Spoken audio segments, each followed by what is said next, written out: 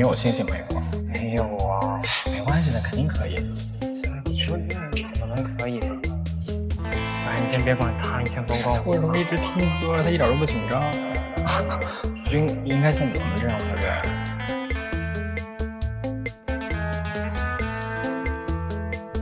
大家安静一下，来这边集合，快点快点。大家好，我是今天的面试官，我叫叶大新。各位的简历我都已经看过了，但是造机车并不是在学校读书，我们更需要了解的是各位在简历上没有反映出来的能力。你别听歌了，一会儿还要再加试一分。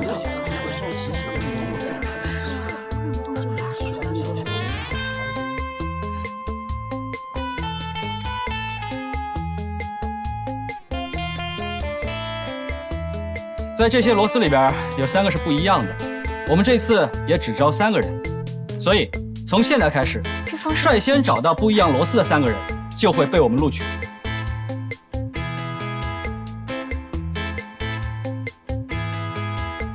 也没这么简单。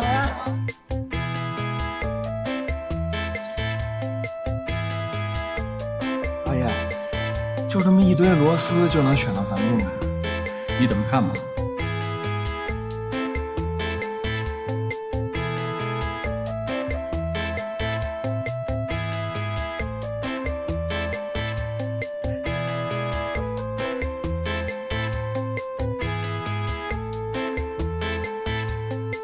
我找到了，我找到了，我找到了。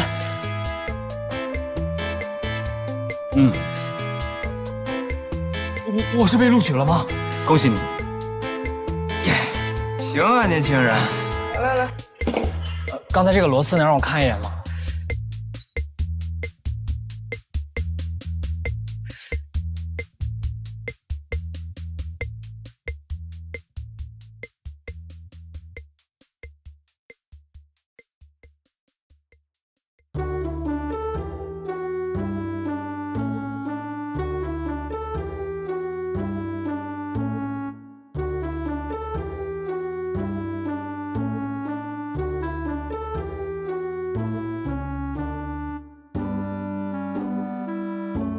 是这个吧？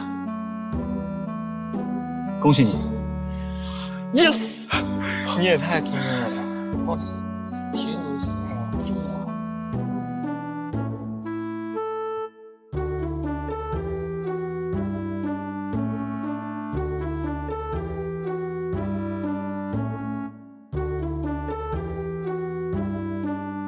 你怎么找到的？看一眼。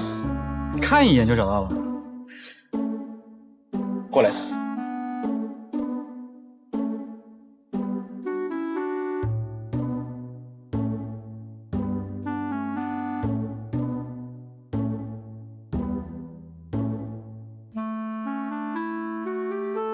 看清楚，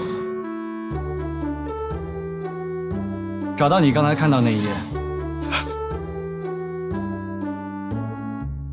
这怎么找？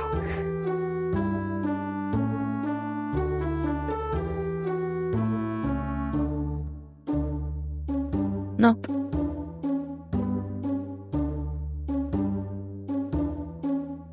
恭喜你！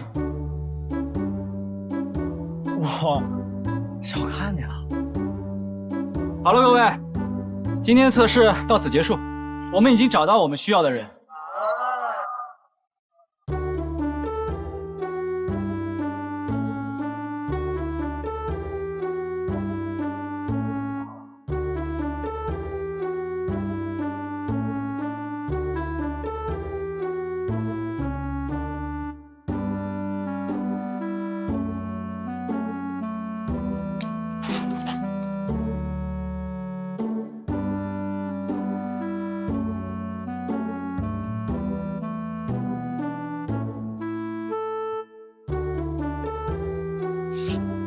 都签了，你还不签呀？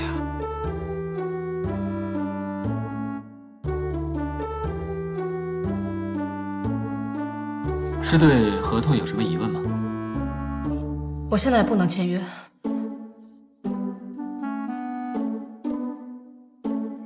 来，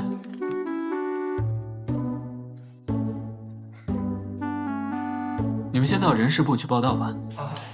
谢谢谭总监，谢谢谭总监。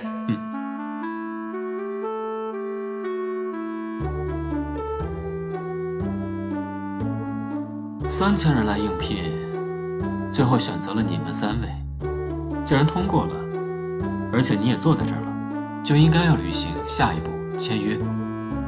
职场不是儿戏，做人应该有最起码的契约精神。我现在不签约，不代表我不遵守契约精神，恰恰相反，我非常重视。请解释一下。我还不了解你们的团队，假设你们的团队能力不足，或者正在走一条不正确的道路，我觉得我没必要在这儿浪费时间。我想你们看中我，也是因为我面试中的表现，和我24岁就拿到了博士文凭。可是你有没有想过，为什么我能拿到博士文凭？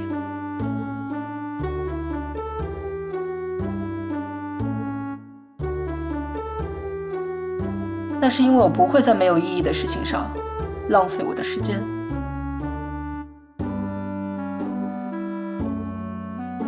我想你在应聘之前，应该已经了解，我们江车集团是国内首屈一指的机车研制企业。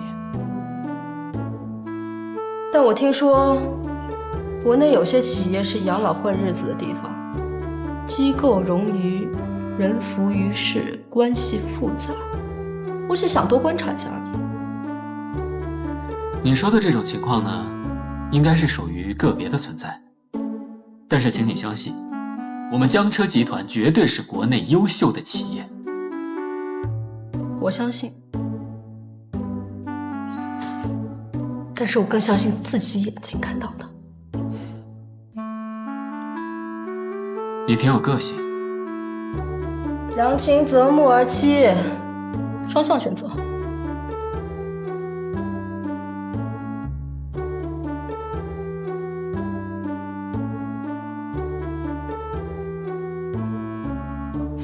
刚才那个糖果真是有点狂啊！刚开始面试的时候，我觉得他特别聪明。聪明的人有很多，但是像她这样一个女孩这么狂，真有点夸张。刚上大学的时候，我就梦想着能来江车。现在我终于来了，心里感觉平静了很多。离开校园生活，你就不会有点惆怅吗？相约10年一聚，然后就挥手作别了。惆怅倒是有一点，但很快就烟消云散了。毕竟又不是见不到了。你倒是洒脱，我就不行了。女朋友哭的呀，我都烦了。她觉得我要把她给甩了，搞笑不？你有女朋友啊？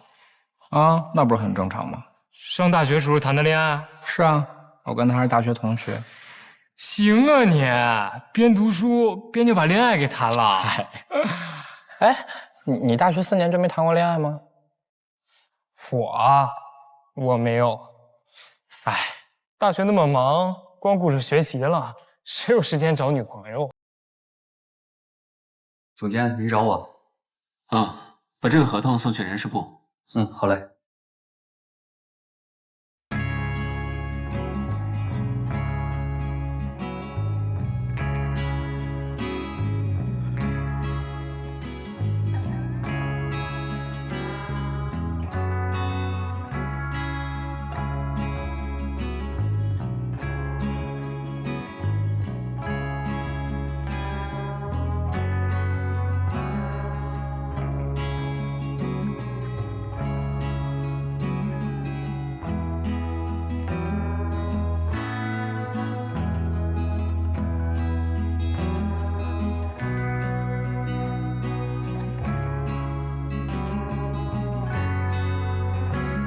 人事部是吧？我看了这个糖果的简历，他之后再也没有来公司报道是吧？好。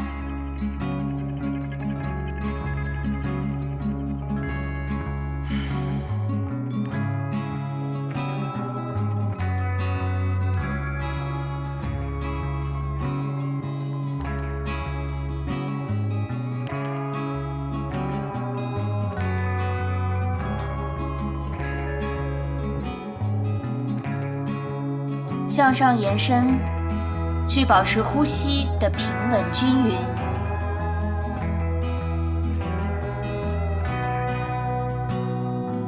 去感受整个身体的稳定，双腿的力度。将我们的意识来到别练了！你是印度来的老师吗？这分明就是骗人的！你看你们在干什么？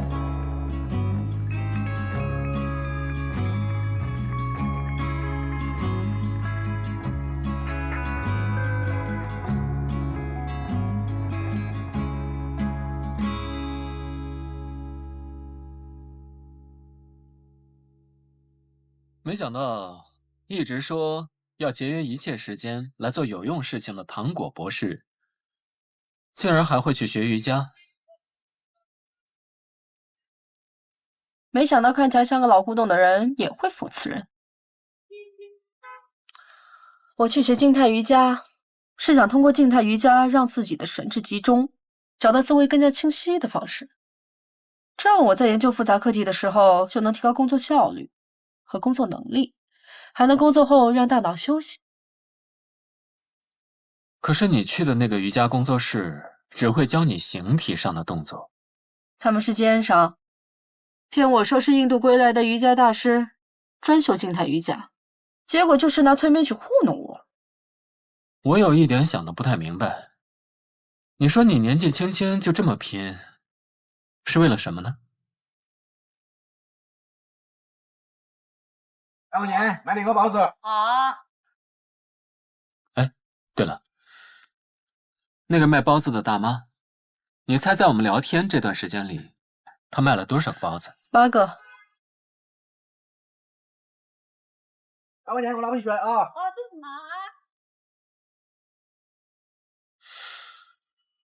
你神了！你真的是天才。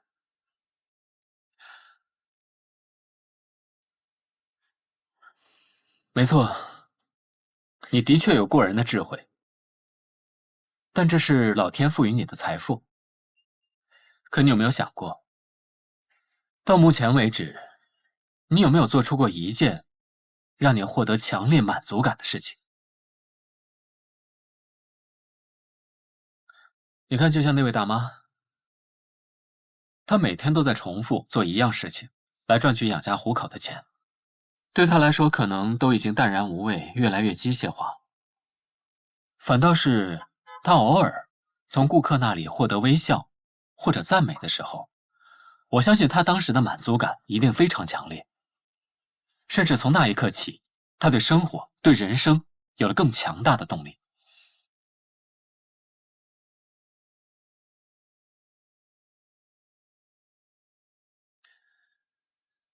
所以我认为，你的才智应该用在更加对的地方。我在江车等你。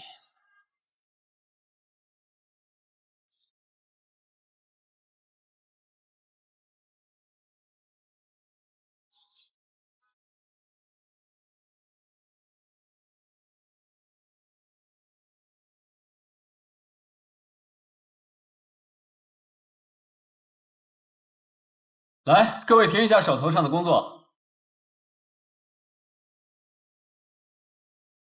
我来给大家介绍一下。我叫糖果，新来的。是，新来的。那糖果，要不你就坐这儿吧。我要坐那。行，那大家继续工作吧。叶公，这位你见过了吧？叶公您好，欢迎你。那就麻烦叶公以后好好带带唐公。放心吧。我不需要别人带我。啊？没什么。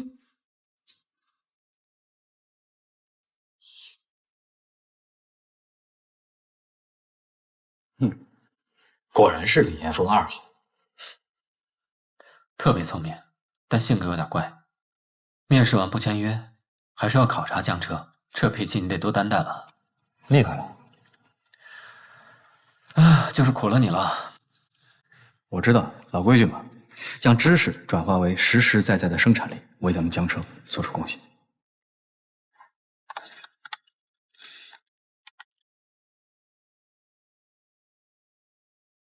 见。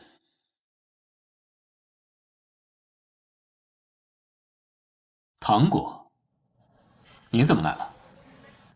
有事吗？谭总监，我有个要求。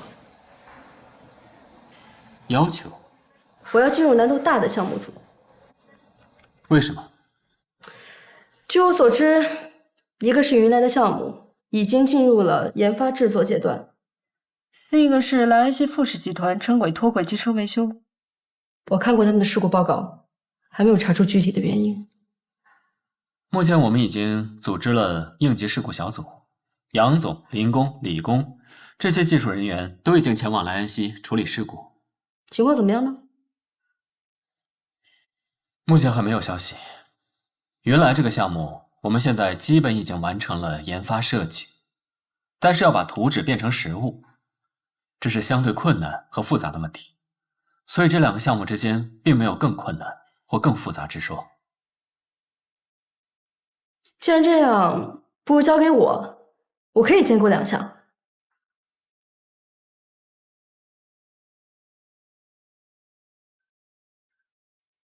这样吧，我先不决定你到底在哪个项目组，但是你是江车新来的员工，每一个新来的员工都是从助理工程师开始做起。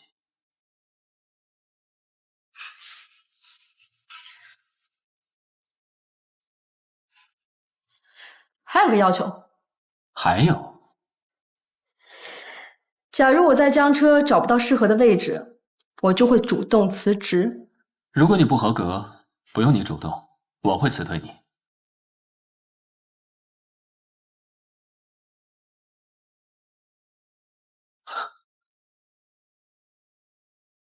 幸好当初没答应跟着叶公，他的能力根本就不如你。我以前也不是很喜欢叶公，但是后来我对他改观很多。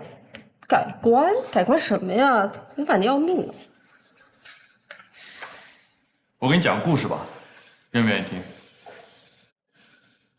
什么故事啊？走。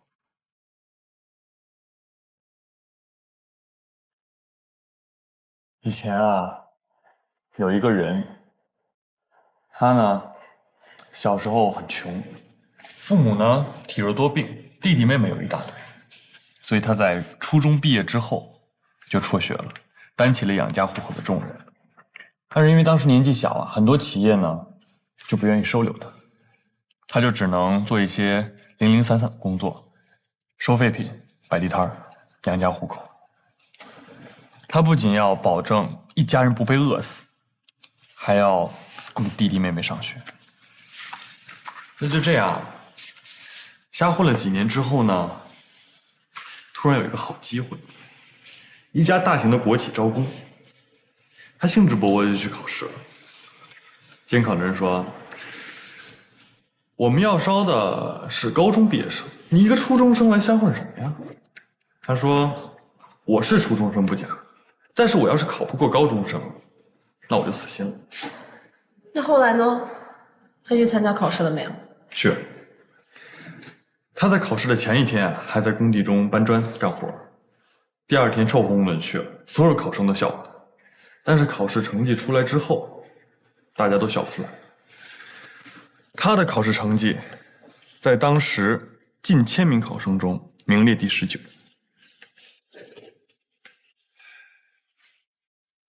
我知道他是谁了。对，他就是叶公。后来他进了厂，被分配到车间当学徒工，用工资养家，所以呢，他就报考了叶大。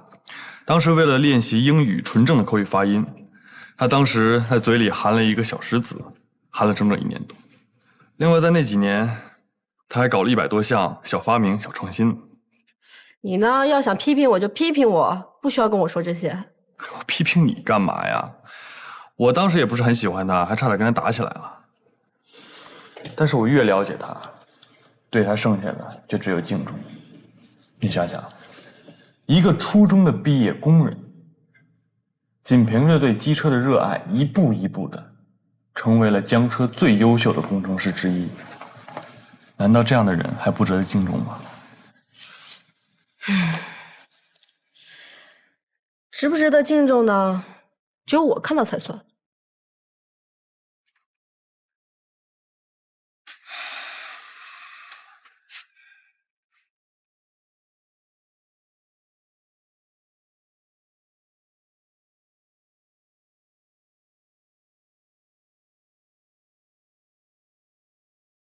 汤已经煲上了，一会儿就能吃饭。嗯。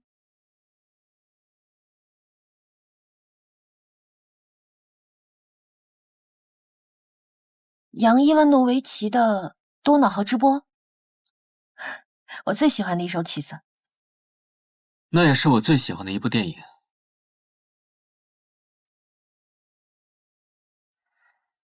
米哈伊把自己的外套脱下来，截了一大段给孤儿披上，还画了2道横杠，多暖的画面。伊凡诺维奇所奏的圆舞曲，旋律以小调色彩为主，优美舒展，却带有淡淡的忧伤。没想到你也喜欢这些。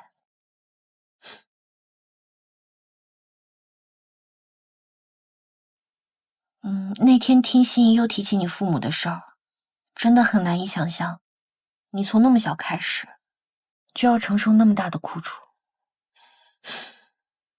都过去了。但是那种伤害会一直持续到现在，它甚至带走了你眼里的光芒，嘴边的微笑，甚至是你的七情六欲，最后把你变成一个木头人。原来你是这么看我。我逗你呢。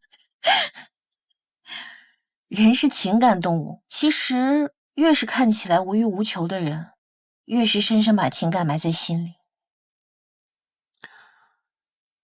我倒是听出了你这句话的另外一层意思啊。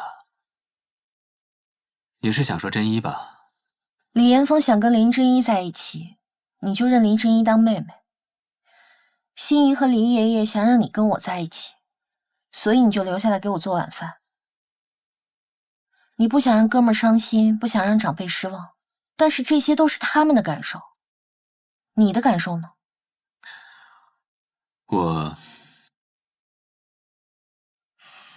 所以我想好了，我不再给你任何压力了，直到你理清自己的情感思绪。如果你真的爱林真一，你就要为自己活一次。其实真一都已经跟我说明白了，他只是把我当哥哥，之前那些都只是误会。那你的感受呢？你怎么一副采访的架势？你别岔开话题，你还没回答我呢。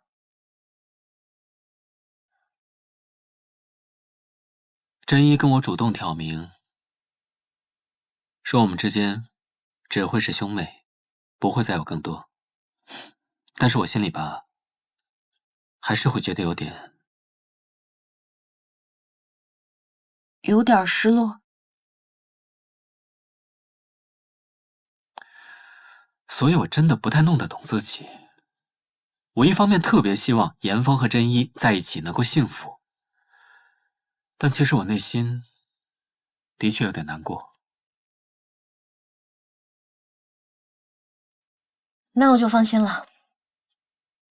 什么？至少说明你还是有人类正常情感的。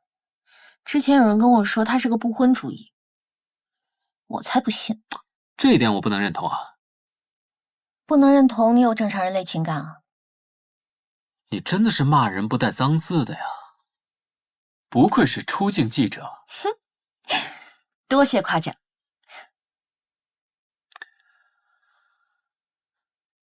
不过说出来，的确舒服多了。谢谢你让我当你的听众。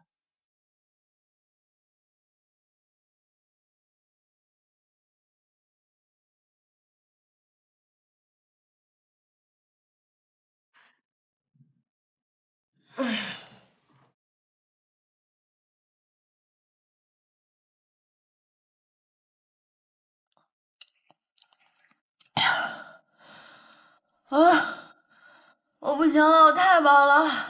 爸，你以后别做那么多好吃的了。哎呀，你离开家那么长时间，我不得做几个好菜犒劳犒劳你啊？哎，莱恩西城铁脱轨，这问题呢，就出在电机上。江车怎么就这么多灾多难呢？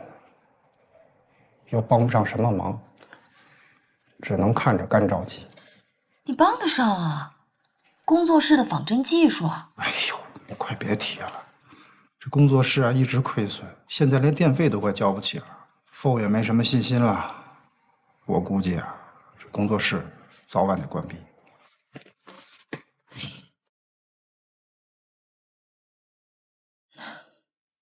爸，那你打算怎么办啊？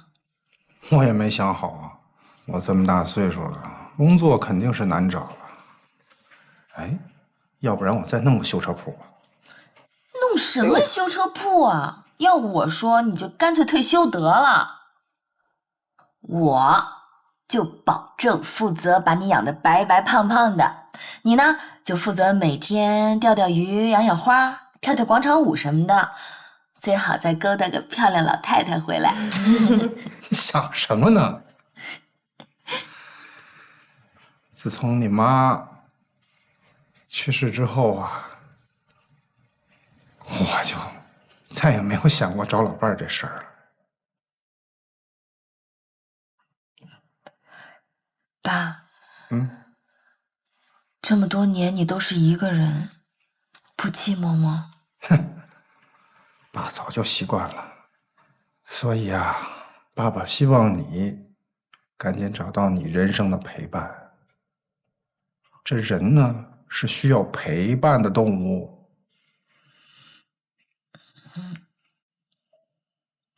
我知道了。嘿，看来我闺女有想法了。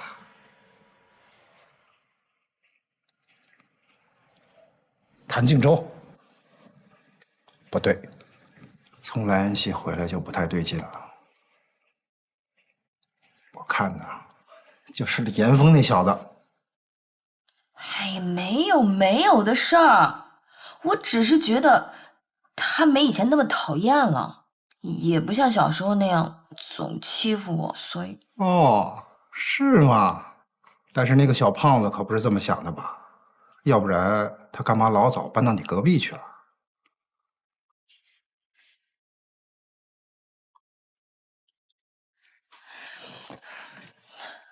我决定了。决定什么？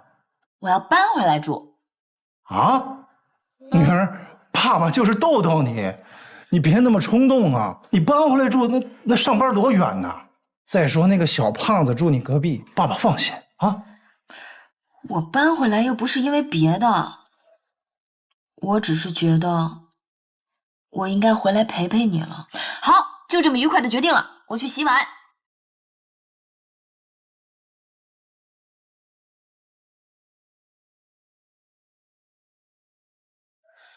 我一会儿给你泡杯茶。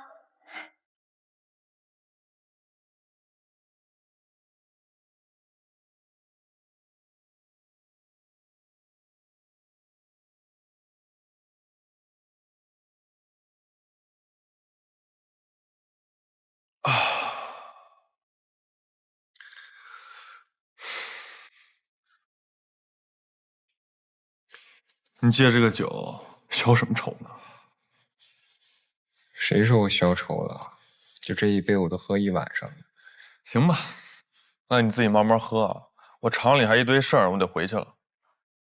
走了啊。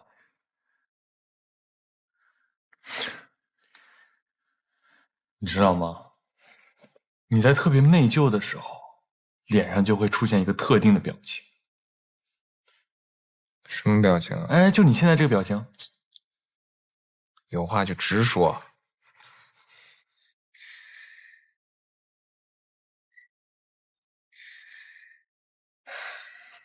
我觉得吧，人不应该为自己不认同的标准而活，但完全为自己而活的人是非常可悲的。所以，有些事情该认错，他就得认错。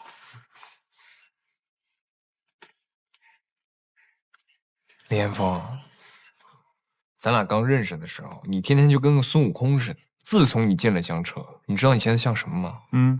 就跟个唐僧似的，天天叨叨叨叨叨叨。行，你爱说我像什么像什么。我当初一心进江车啊，可能真的是为了证明我自己。但是我在江车工作的这段时间，我慢慢发现，我是被一种更大的使命感所召唤。我觉得人啊，真的在生命中的某一刻会感受到这种使命感。所以，你现在不能逃避。我逃避什么了？我那是为了清空内存，给我真正的使命留出空间。哎，行，随便你怎么说。我今天来就想告诉你，你们集团代表杜婉仪明天来江车协助调查。你要是没事儿，就过来看看。说了不去肯定。不是，你等会儿，你刚说明天来的我们公司代表叫什么名字？杜婉仪啊，说是你们公司的高层。这杜婉仪，就是4月天啊？不会吧？说的嘛，闹半天在这儿等我，知道不能跟我结婚，就趁我们家出危机的时候，想从内部瓦解我们。杜婉仪啊，杜婉仪，你这哪是4月天呀？那分明是3伏天的毒态呀！不行，我明天得去。我觉得不至于吧。再说了，你不是不那么在乎你们公司的事吗？我说你缺心眼儿啊！我跟我爸过不去，那我也不至于跟我家底儿过不去啊！不行，不能让他得逞。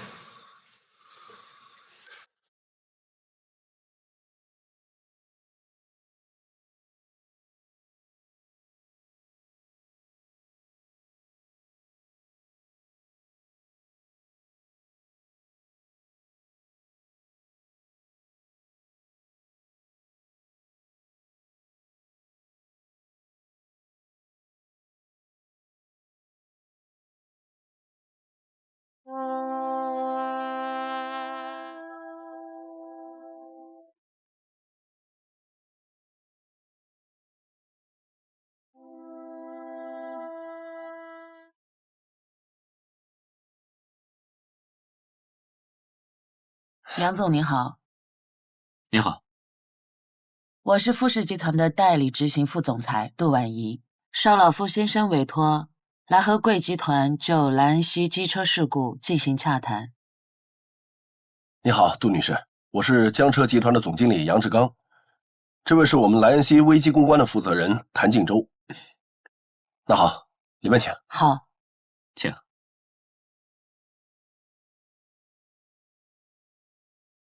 杨总，不知道您有没有留意莱恩西媒体这几天的新闻报道？莱恩西城轨在国内外的形象已经跌入谷底，而这都是因为你们的机车脱轨造成的。杜女士，对这次不幸的事故，江车深表歉意。相信你也已经了解，故障的电机是门子尔所生产。当然，我们不会逃避责任。一定会尽全力抢修机车，挽回损失。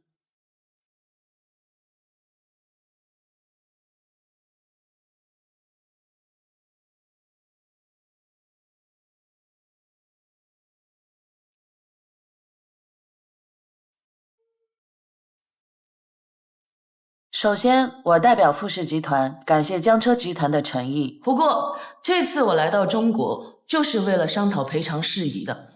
那么，让我们来先看一下富士集团在这次事件中的实际损失。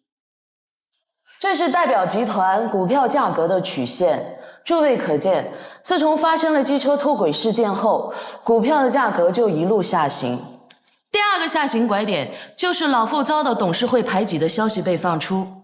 第三个是去年江车集团在莱恩西试车失败的情况被媒体再次翻出。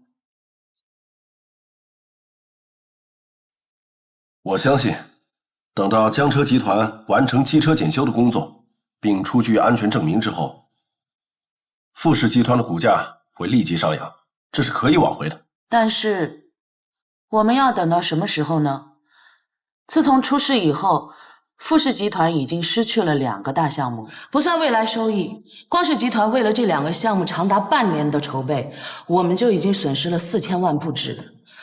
当然，我不是来和江车集团讨要这些损失的，不过作为赔偿，我方希望江车集团能够拿出此次脱轨事件造成的城铁停运损失费，并且保证在未来的20年内，如果江车机车再次出现此类故障，四月天，你闹够了没有啊？对不起，谭总监，这位先生说他是富士集团的继承人，非要进会议室，我们没拦住。他确实是富士集团的，没事，你先出去吧。好的。谈判是吧？我才是富士集团的唯一继承人，要谈也该跟我谈，而不是跟一个跟我们家什么关系都没有的人谈。不好意思啊，富尔先生，富士集团并没有通知我们你会出席今天这个会议。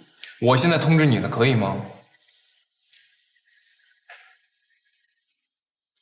傅先生，老傅先生委派我全权负责和江车的对话，这个会议由我代表富士集团发言。如果你有什么不满意，可以跟您父亲沟通。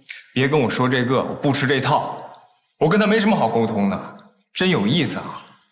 我原本以为上次告别你是真想通了，闹半天在这儿等着我呢。你不就想趁我们家困难的时候逼我娶你吗？我告诉你，不可能！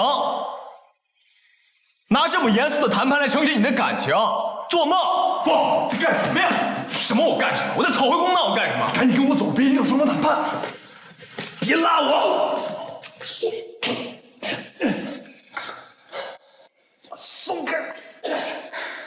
杨总，特别抱歉，如您所见，我们在内部分工上发生了一些分歧，请给我们一些时间，待我们处理完内部问题，再继续开会。好，可以。那杨总，我先告辞了。啊，我送你。哎，别走啊！哎，你别走，别拉我！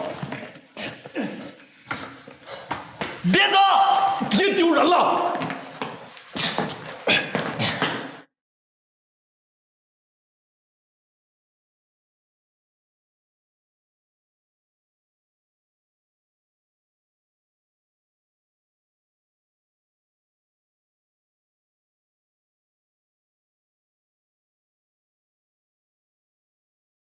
怎么半路又杀出个小富尔啊？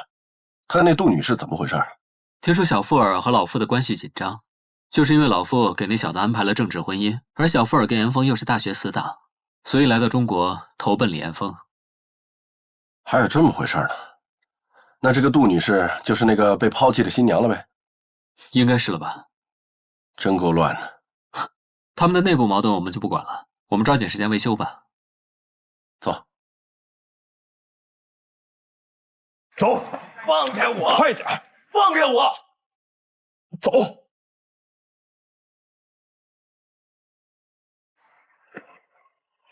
你刚刚干嘛拦着我？你知不知道4月天就是狮子大开口，摆出那么苛刻的赔偿条件，这分明就是想破坏2家企业未来一切合作的可能。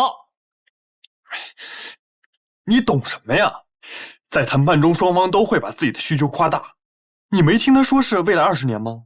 他这是有心想要继续跟江浙合作，他只要想要合作，他就会继续跟江浙谈赔偿，但具体赔多少那是谈出来的。那还不是他这么干的，一上来就哭穷，弄得好像我们家马上就要破产了一样。他不就是想夸大我们家的困难，然后趁机给我逼婚吗？我跟你实话实说吧，以富士集团现在的形势，如果再失去几个项目，就可以跟法院提交破产保护了。你要是不相信，你就回家看看，回兰溪看看，回去看看你爹，别在这瞎捣乱。不是所有的事儿都是你们男男女女情情爱爱，那不一样。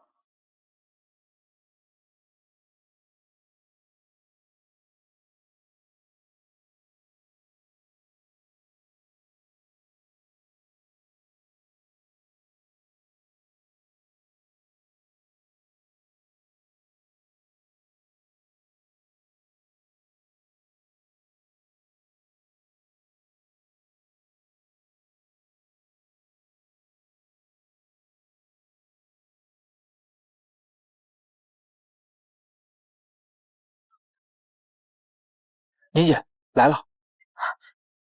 你好，杜女士，我是江州电视台记者，我叫年年，我想就这次莱恩西机车事故给您做个采访，可以吗？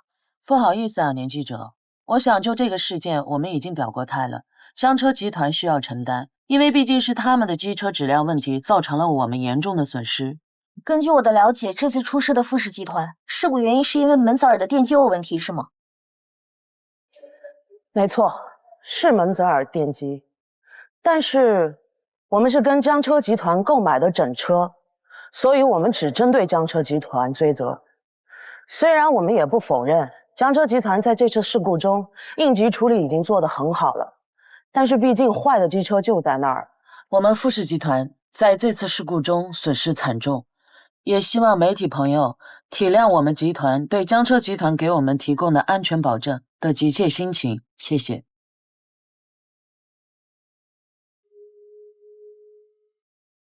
希望谭总监他们能够尽快度过这次危机。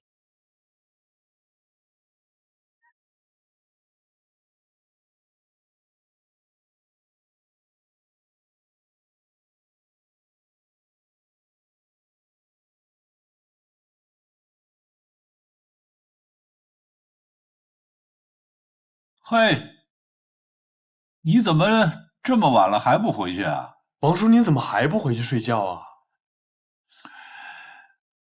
这车是我设计的，现在在这儿躺着，你让我怎么睡得着啊？你这儿有什么进展没有啊？其实该检查的我都检查了，但是我总觉得……你觉得什么呀？你说。也不好说，我总是觉得有什么问题，但是具体是什么问题我也不知道。你告诉我你哪儿最想不明白？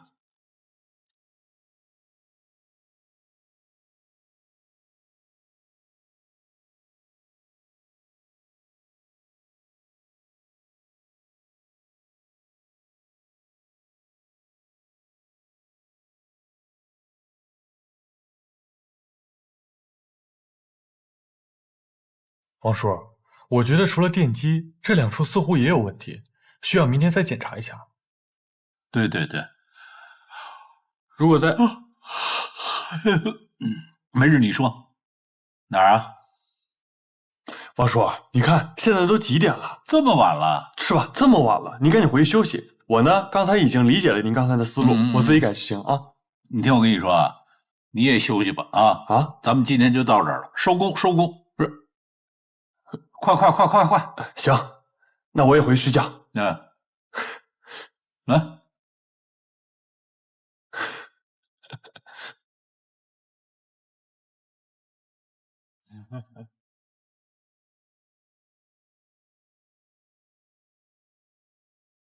Appeals this file from Force Company.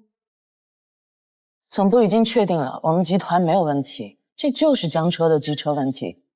准备一下，开新闻发布会。OK。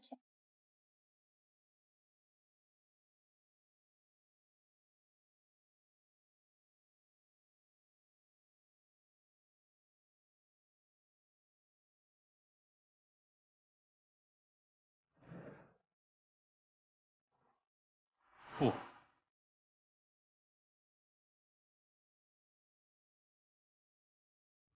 手机。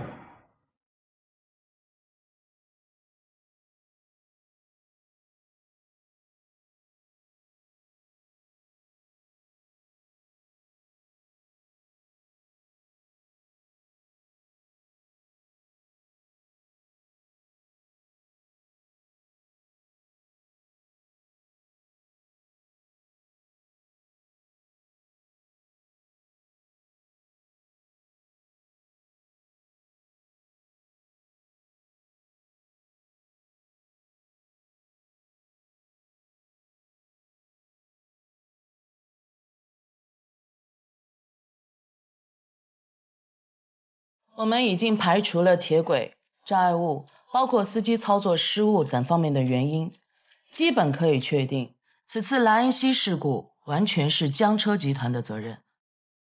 综上所述，我们会尽快的向江车集团进行严格的追责，要求江车集团为他们的过失承担全部责任，也希望江车集团就本次事件给富士集团造成的经济损失和名誉损失作出赔偿。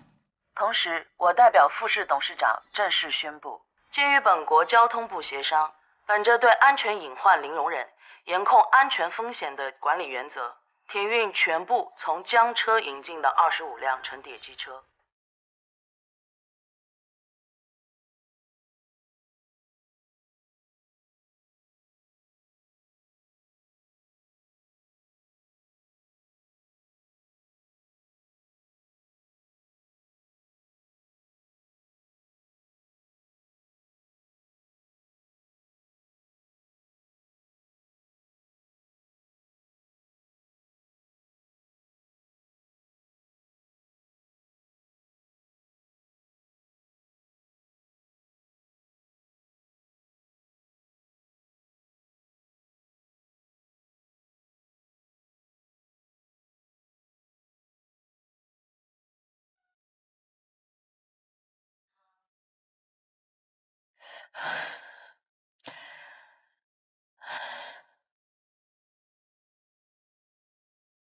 志毅，怎么了？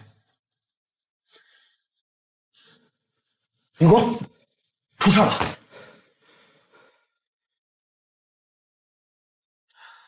对，小谭来了。董事长，现在情况是这样：莱恩锡第一个发出停运令后，引发了连锁反应，亚洲、欧洲多个国家，很多购买过我们机车的城铁公司都纷纷跟进，叫停了我们江车生产的机车在本国运营。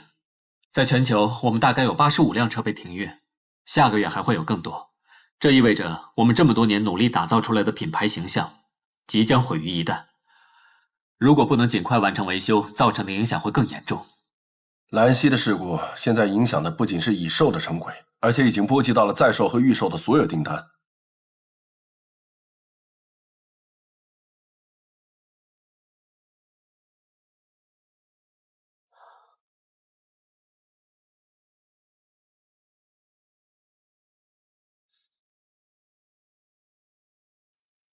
100减1等于0。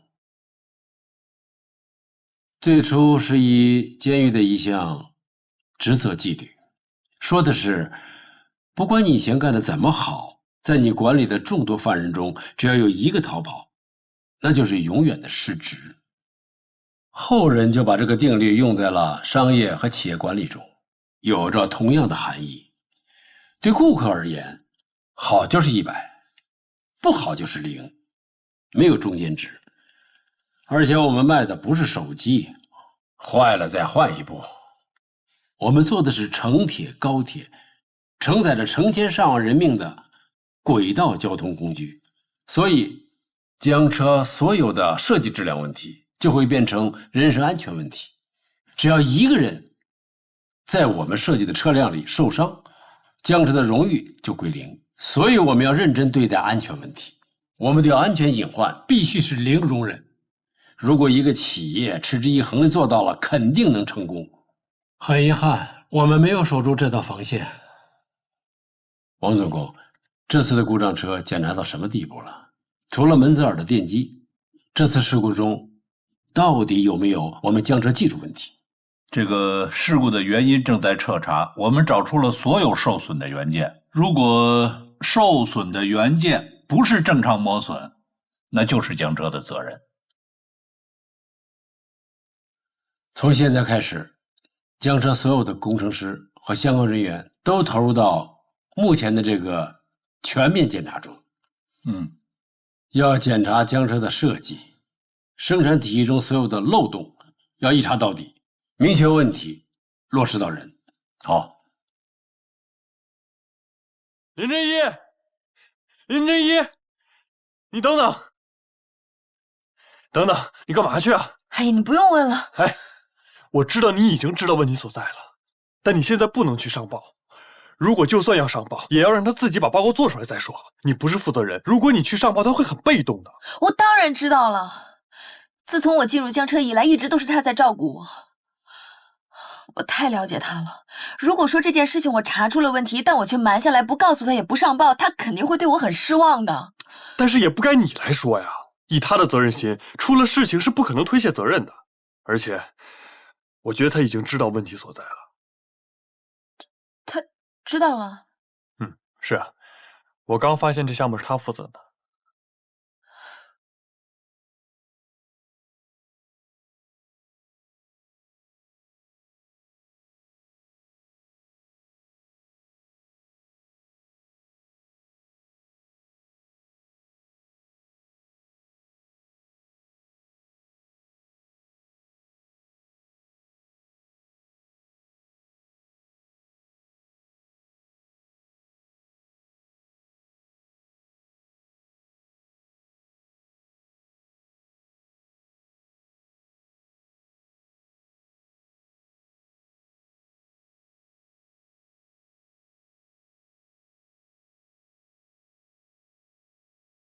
兄啊，还能有谁啊？当然是王总工啊！他用的是 QZ0811号设计方案，在转向架中是非常超前的，但是实际运营上会有问题。原来是这样。那你说的是谁啊？我说的是姓周哥，他那个时候负责生产，掌握项目预算。面对转向架，师傅挑选了一批不同国家的进口零件，给荆州哥挑选，而他选了性价比比较高的零件。唉，难怪。这个设计可能要求新 piece 元件，如果投入实际生产，可能会导致成本过高。江车一向以质优价美取胜，而谭木头呢，又是这批车的生产主管，所以他会这么保守，会采用成本更低、质量又是达标的进口元件。可是我们明明已经进行了这么多次的实验了。是，我知道，但是你想想，最先进的技术，再加老批次元件，再加进口电机，兼容性和匹配度又运营了5年，难免会出现问题。不应该啊，师傅不应该出现这样的失误的。我觉得也不是失误，因为莱恩锡的故障车是低于180公里的城铁，其实不需要这么先进的设计，可能是王叔想要做得更好吧。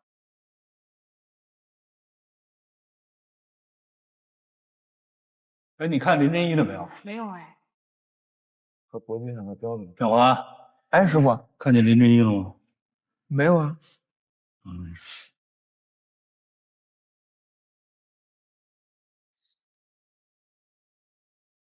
哎，你跟李岩峰说一声，这我拿走了。哎，行，没问题。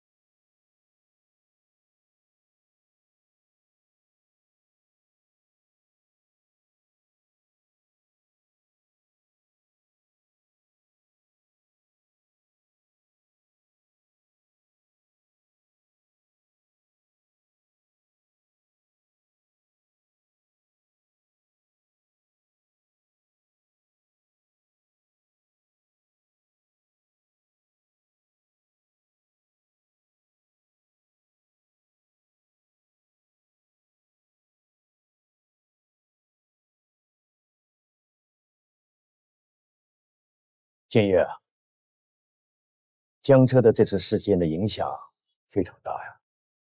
你作为江车集团的董事长、党委书记，该负什么样的责任，你心里有数吧？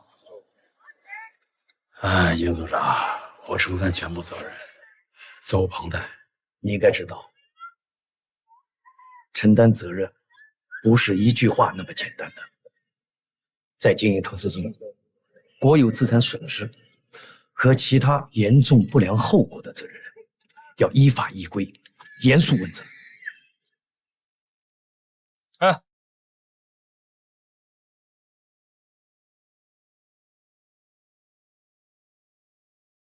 你们家孙艳田到底要干嘛呀？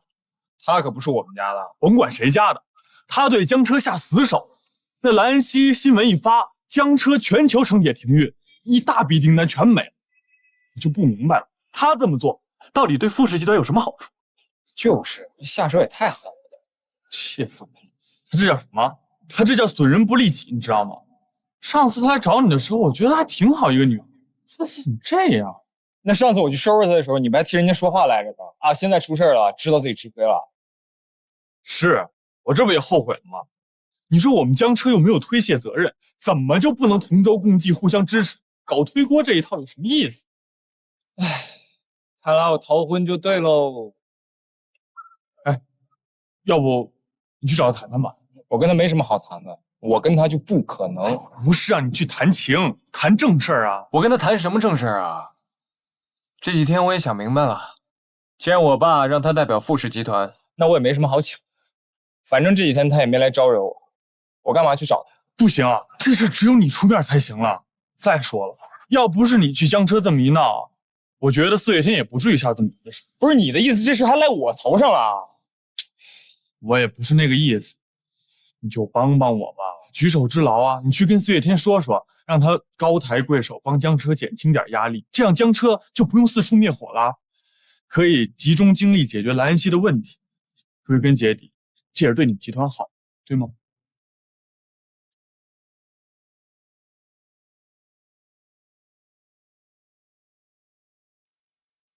行，我去找他谈，我倒想看看他到底想干什么。我知道，在问题集中的地方要进行追究，包括集团的控管、风险管理、高效管理、基建工程建设等等11个方面的其他做，心里有数就可以了。我要提醒你啊，一方面要贯彻落实违规必究、从严追责的精神；另一方面呢，要在充分调查研究的基础上，按照制度面前一律平等、一把尺子量到底的工作思路，来明确企业资产损失程度，按规定追究直接责任、主管责任、领导责任，并根据资产损失程度、问题性质等等。我们已经进行全面的自查自纠了，我保证啊，一定彻查到底，落实到人。一旦查出责任人，不管是谁，一定严肃处理，绝不姑息。好了，上级领导已经跟我打个招呼，江车是国有企业的佼佼者，也算是大国名片。有问题要严肃处理，有困难也会全力支持。请转告领导，我们江车党委班子一定竭尽全力解决眼前的危局，最大程度的挽回损失和不良影响。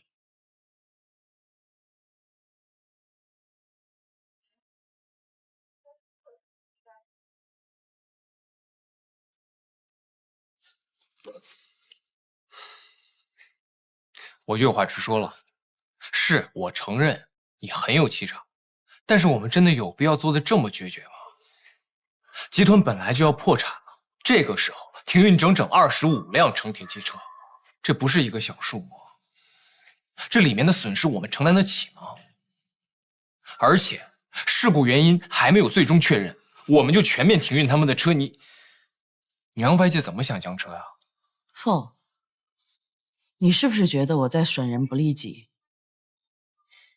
我是觉得江车垮了，对我们一点好处都没有。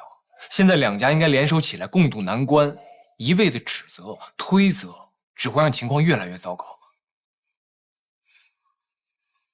傅，你确定你是老傅的儿子吗？你什么意思啊？我当然是我爸的儿子啊。这是你们傅氏集团目前的财务状况和客户流失、股东撤资的情况，你看看吧。如果你是你父亲的儿子，你就应该站在傅氏集团的立场上考虑问题。就目前的状况，集团还能不能承受得起任何的意外？事故发生这么多天了，江车到现在还没有拿出有效的数据证明安全性。如果这个时候我们让那另外的25辆机车运行，结果会是什么？你是担心发生乘客拒乘或者抗议游行？你想的没错。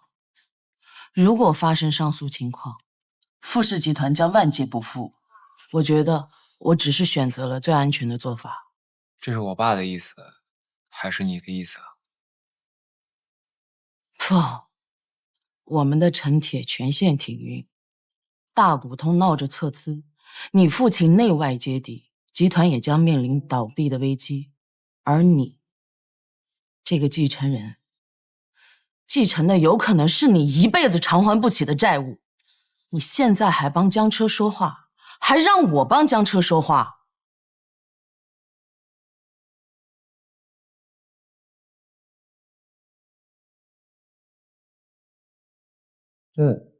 李岩峰是我兄弟。好，一边是你兄弟，一边是富士集团千百名员工，还有你父亲，还有蓝恩熙那么多的乘客，你选吧。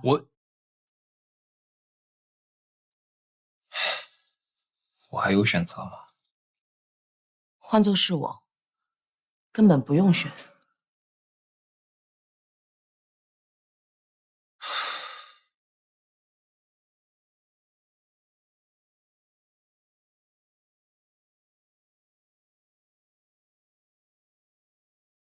我回来了。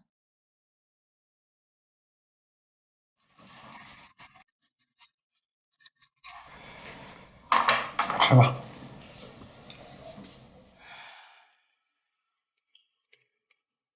这猪肉馅的水饺鲜嫩吗？肉挺好吃的。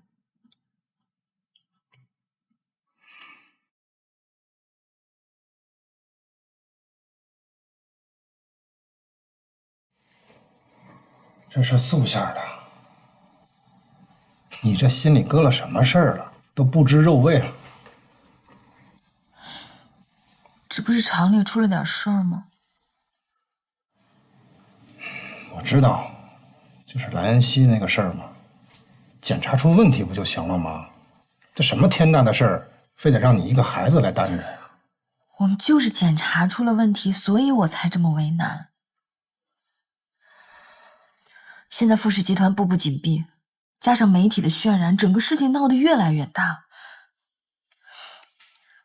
恐怕不是检查出问题修好车这么简单了。不管是哪里出了问题，你们都要好好承担。你们还年轻，以后的路还长着呢，经历一些挫折，有利于成长。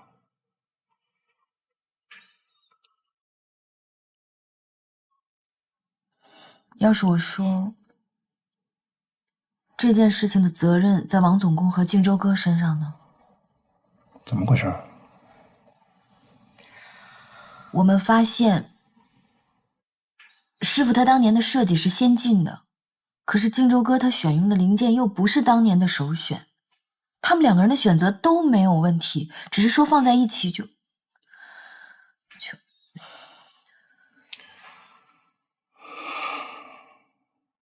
老王马上就要退休了，这要是背个处分，荆州的父母又是那样，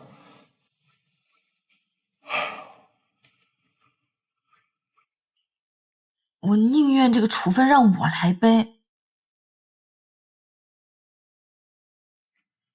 爸，您当年是怎么退下来的呀？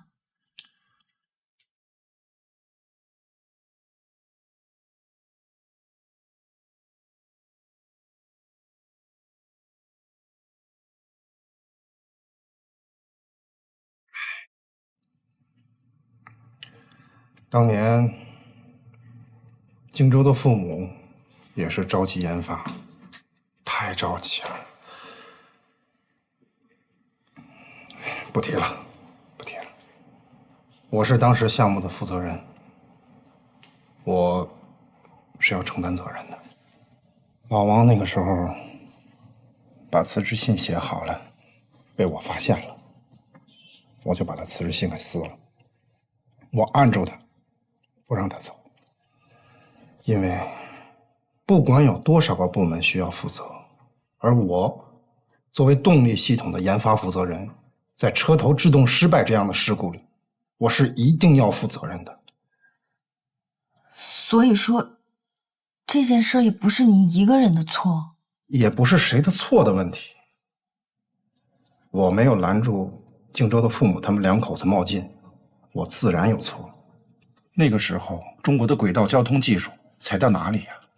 如果因为一次事故就走一大片人，对于整个企业甚至整个产业来说，都是巨大的损失。现在的江车集团也不能失去王总工跟荆州阁。以老李的格局，已经发生的事故，他不会揪着不放。如果他大张旗鼓的问责，一定是有他的深意的。您的意思是说，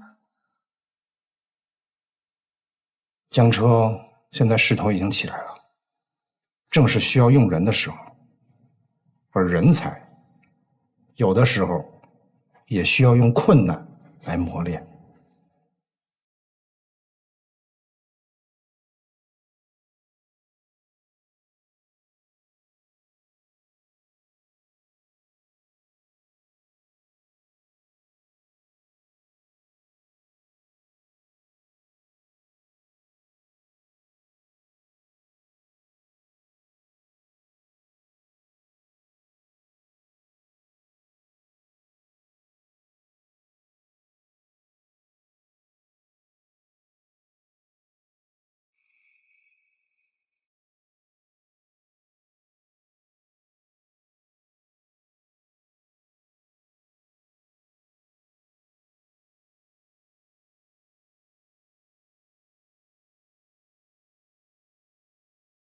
真一，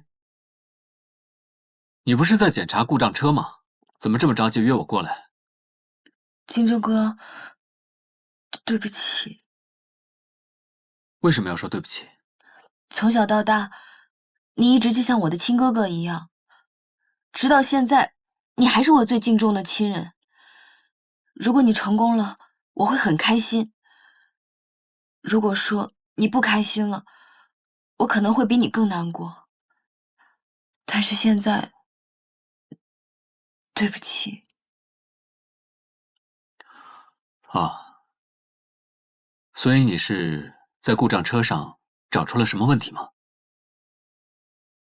我想想看啊，当初我主管的是生产，所以你们是在生产流程上查出了问题，是吗？当时王总工是建议采用进口的弹簧元件，可是你却采用了成本较低的元件。我查过相关记录，上面有你的签字。你继续说。这次莱恩锡的事故，很可能跟你所用的元件有关。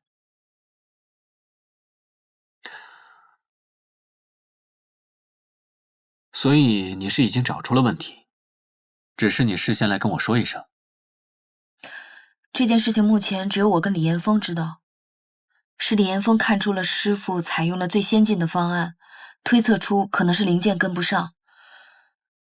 荆州哥，如果这件事情被董事长知道的话，你跟师傅都会受到处分的。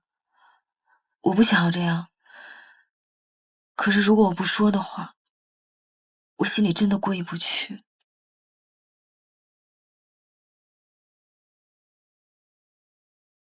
真一，你长大了。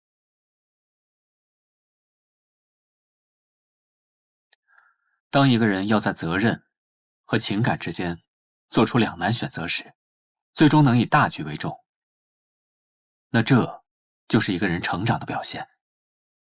莱恩锡事故自查，我们不仅仅是为了这一个事故，我们更是为了江车的未来。所以，这次事故调查结果，你一定要如实的上报。那如果我这样报上去的话，会影响你在江车的前程吗？没有一个人能够做到永远不犯错误的。如果说我连这点错误都不能正视，那我还有什么资格留在江车呢？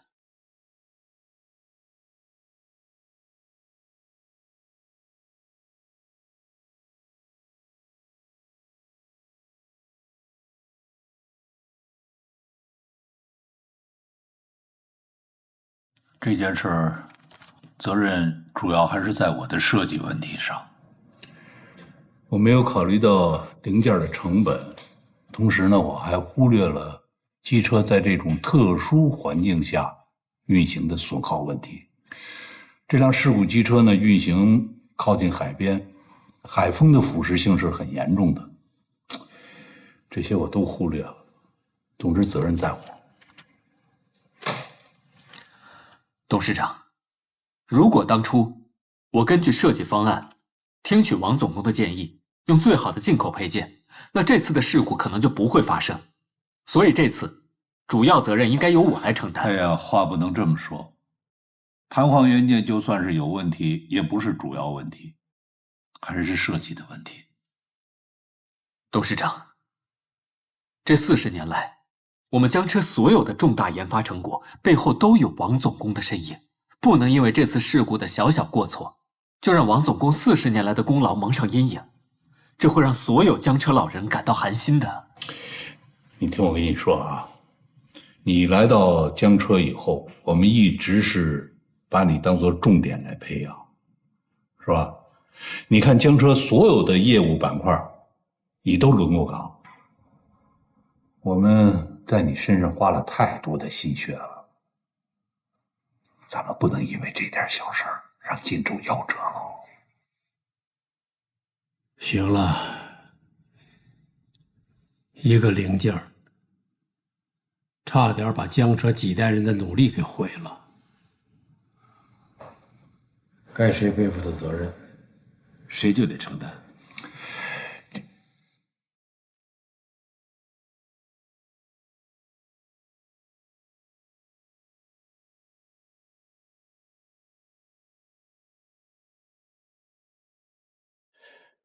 这个莱恩锡这个事故设计方案是我做的，我当时呢设计确实有些超前，这里头我有一个私心，我是想替今后的项目做一些积累，所以责任在我。你这么说，起码有一半是在护着谭荆州。这孩子呀还年轻，以后的路还很长。他的父母跟咱们都是老同事、老朋友了，而且为了轨道交通事业献出了自己的生命。哎，老李，你别说我，你心里是不是对他也有一种回乎之情？有没有？动物中啊，有一种奇怪的现象，狮群中的雄狮会把小狮子故意推进峡谷，它是让它自己求生。小狮子跌倒之后，有一次一次的爬起来，可以说是不屈不挠，绝处逢生。但是我问你啊，这小狮子假如摔伤了、摔死了，爬不起来怎么办？你这个比喻说狮子行，说人不行。这次事故，他也确实有责任，能承担自己的错误，才能继续往前走。我懂你的意思，但是我心里头还是不能接受。我是项目的负责人，不管对错都应该我来承担，咱不能破了这个规矩。林安全就是背着处分离开江车的。我会考虑的。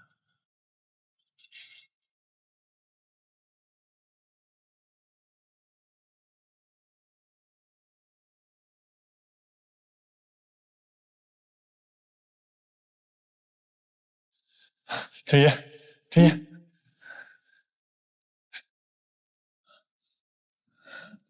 怎么了？啊，我这两天发现你们家灯是黑着的，你去哪儿了？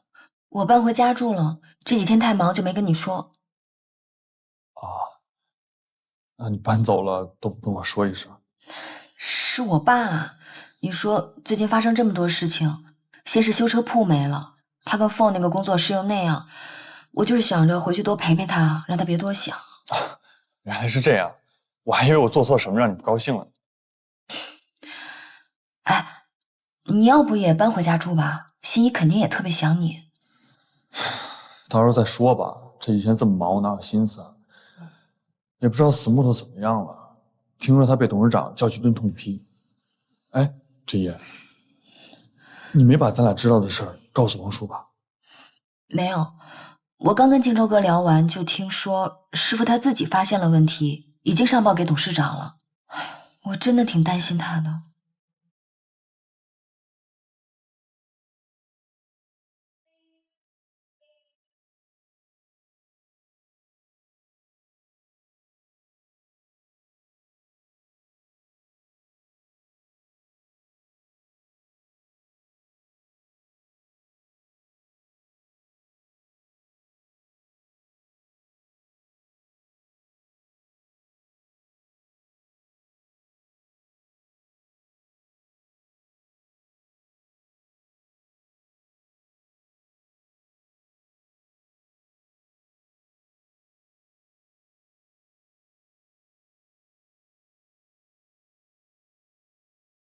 干嘛这么消沉啊？真把自己当江浙公敌了？你们都知道了，厨房不是都知道了吗？谭总监，不用跟那些人计较，那些人势利眼。江车这段时间这么被动，每个人都被我弄得提心吊胆的，每天加班加点受罪，对我有怨言也很应该。别太自责了，只是个巧合的事故而已。再说了，当初你的选择又没错。叶总，不会因为这个事儿处分谭总监吧？那犯了错就该承担责任。放心吧，你们真不用担心我。要你这么说，这段时间问题都出在我们电机上，是不是我更应该受处罚呀？哎，这是两件事，怎么能相提并论呢？你们研发速度已经很快了，这么短的时间就能够拉近我们跟国际电机标准之间的距离，已经很厉害了。不提这个了。啊，对了，待会儿吃完饭我给你看看东西。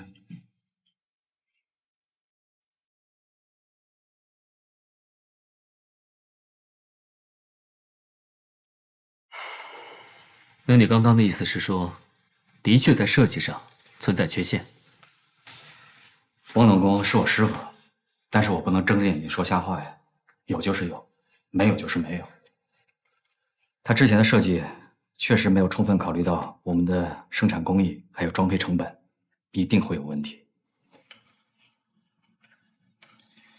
我师傅在江车京津业干了30多年，从来没有出现过什么岔子。但这次，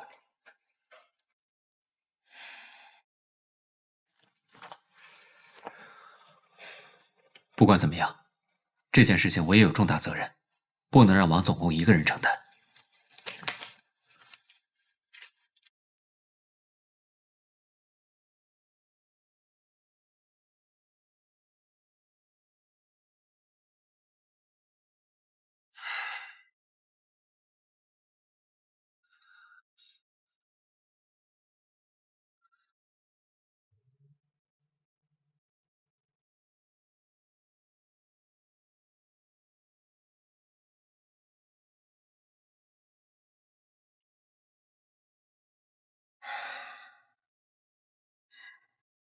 来吧，先吃饭。今天啊，我给你买了鸡腿。哦，啤酒。卤蛋。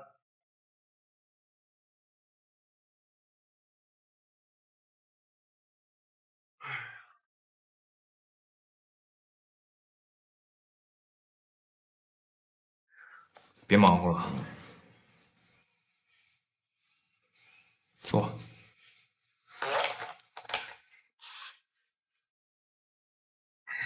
你今天过来，就是想问我4月天那边的情况怎么样啊？是啊，还是你了解我。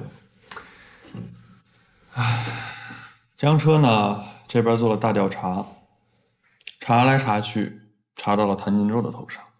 他在兰溪那批车的配件选用上做了一个不是特别合适的决定。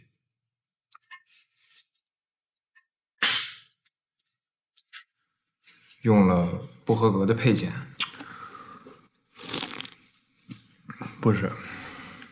不是配件的质量不合格，是不是王总工选的那一批？但是预算就那么多，这也不能怪他。董事长呢，就在高层的例会上痛批这事儿，所以现在谭晋洲变成了江车的罪人。然后呢？我爸从小就特别喜欢他，特别器重他。这么说吧，他比我更像他亲儿子。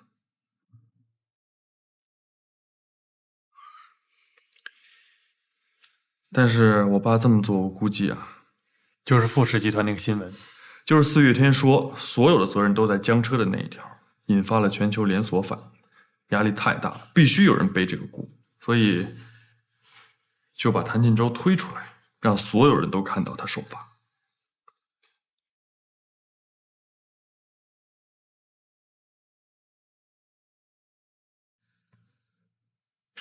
你觉得四月天这么做不对吗？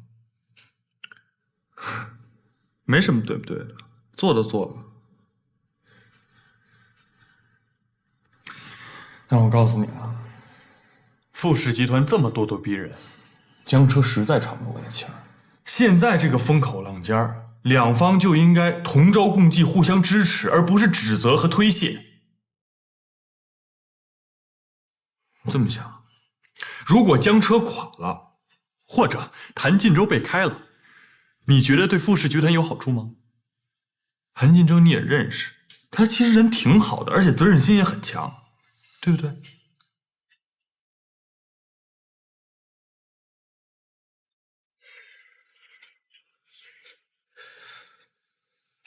说白了，你就是来替他求情的。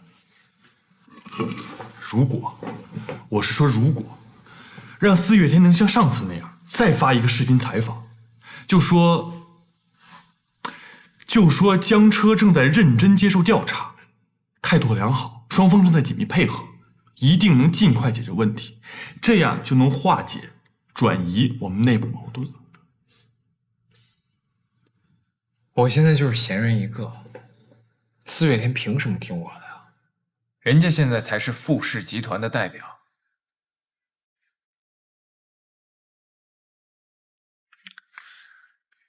哎呀，也是。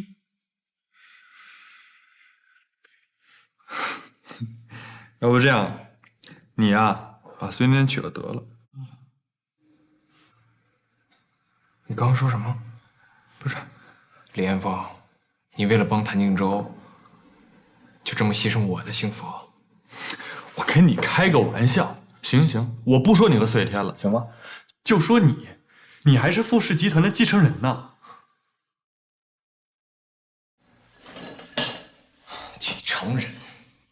我现在要继承的是一笔我这辈子都还不清的债务。而你现在还让我帮造成这个事故的谭静洲说好话，那也不是他造成的。哎，我特别好奇李彦峰，你在提出这个要求之前，你有没有考虑过一点，哪怕一点点我的感受啊？是他是你兄弟，那我呢？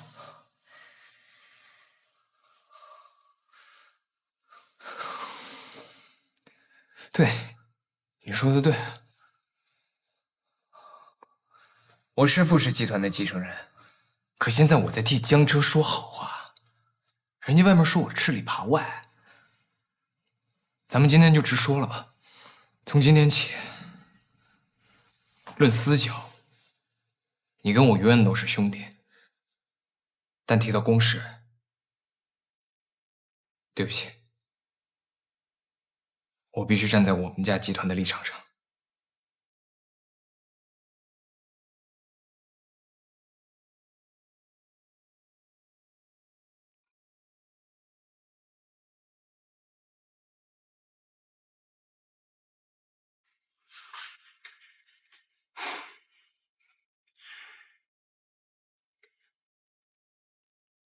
进来。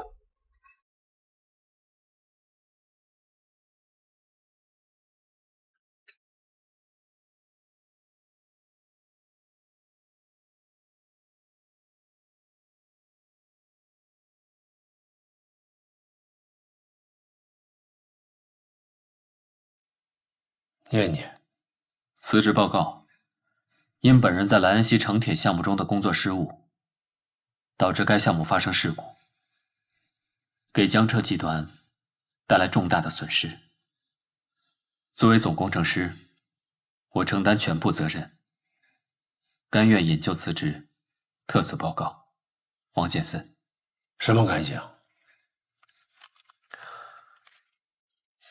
董事长，莱恩锡的这次事故的确影响到江车的声誉，确实需要有一个人站出来承担责任，而那个人应该是我，不是王总工。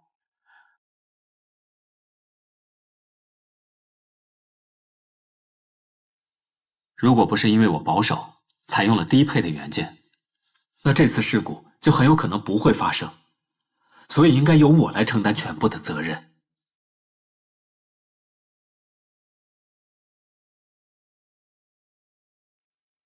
明白了，你承担全部责任，保老王光荣退休。干啥？你来承担责任，保谭靖州前程，是这个意思吧？合着你们是有情有义啊，就我无情无义。董事长，我不是这个意思。一个是和我并肩战斗多年的战友，是吧？一个是我培养多年器重的侄子，是吧？在这里不谋而合，巧了，是这个意思吧？呵呵。好啊，你们要走，走吧。好，走吧，走吧。你们不要辞职吗？我批了。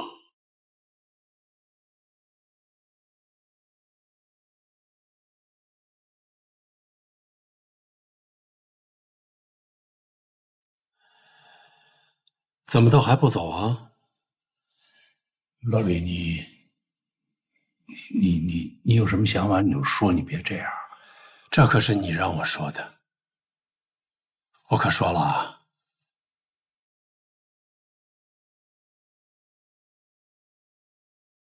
这个心思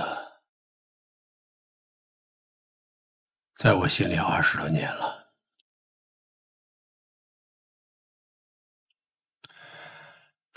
老王，我们是一起走过来的战友，对吧？难道你从来就没有想过让江车站在世界舞台上？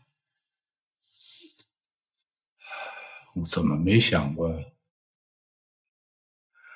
江车跟着人家屁股后头跑了30年了。对呀，我们追也追了，这好不容易，现在我们的国家今非昔比，正是好的时代，也是我们领跑的时代。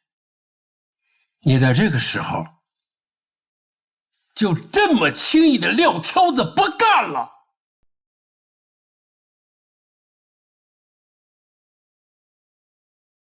你就甘心吗？还有你，荆州，你想想你的父母，他们不也是为了领跑世界这个梦想，付出了生命的代价？为了这么一个零件，你就这么轻易的弃权？你对得起他们，对得起你自己吗？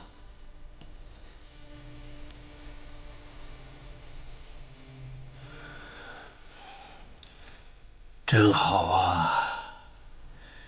你保他退休，他保你前程，你们是高风亮节，是吧？可是领跑最大的障碍是什么？不是门泽尔、菲利克斯、阿尔维斯这些竞争对手，而是我们自己的决心，我们的眼界。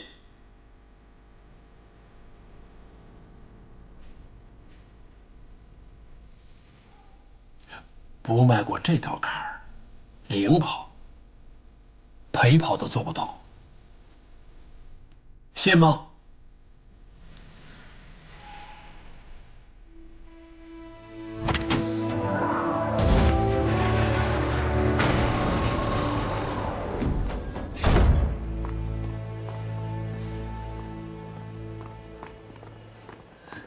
怎么样，傅肯帮忙吗？吵了一架，不欢而散。算了，可能我觉得我自己太自私了，我再想其他办法。我突然觉得自己特别没有用，什么都解决不了。你别这么说，我们能做的就是尽快解决机车故障问题。王总工和荆州哥为了揽责任，都已经去辞职了。怎么会啊？我去问我爸。你别去了，董事长已经够累的了。不管是谁的责任，董事长要肩负的责任都是最大的，压力也是最大的。那我还是先问问木头吧，他不会真辞职了吧？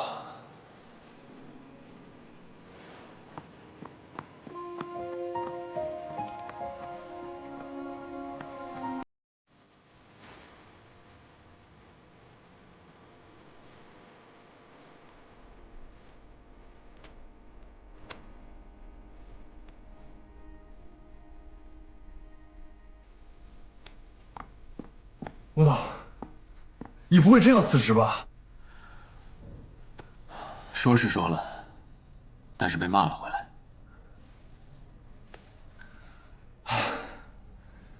你又不是故意的，他骂你干嘛呀？董事长骂的没错，我现在才意识到，我的格局实在太小了。在这种时候，我还在在意个人荣誉得失，而不是站在江车、站在我们国家事业的层面上去考虑这些事故。不就是为了江车才要承担这个责任吗？你错了，你父亲在意的根本不是谁来承担一次事故的责任，他看重的是我们中国的轨道事业是否能够屹立在世界的舞台上。他说我们江车已经落后别人太久了，可是在这种时候，我们竟然还关起门来，互相争着去承担责任，而不是总结错误经验，做好充分准备，再一次出发。想想真的是不应该。所以爸能当董事长，不是没有道理。董事长身上背负的担子太重了，即使是为了他，为了我们江车，我是应该重新思考一下。我们都会努力的，不会松懈。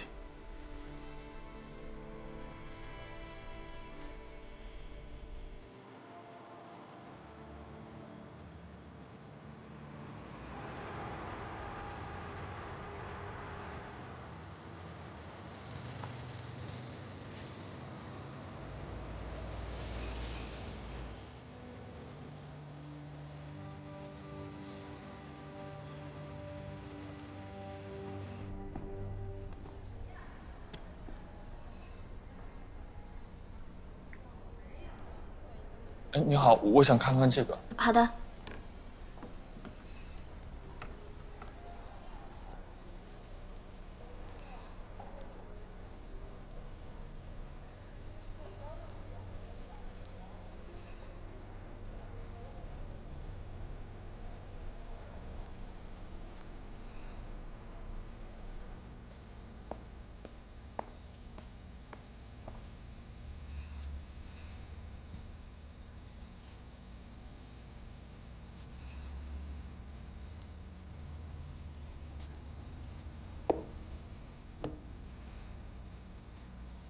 干什么？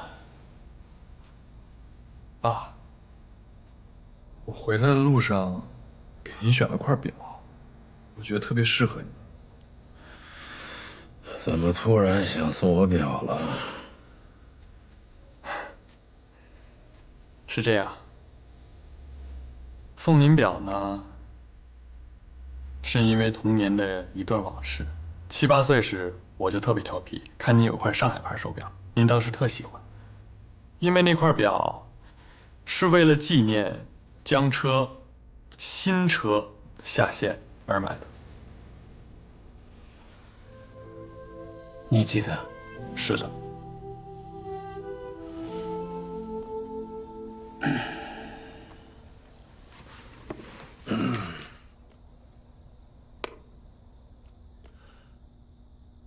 然后呢？它每天都滴答响个不停，我就好奇。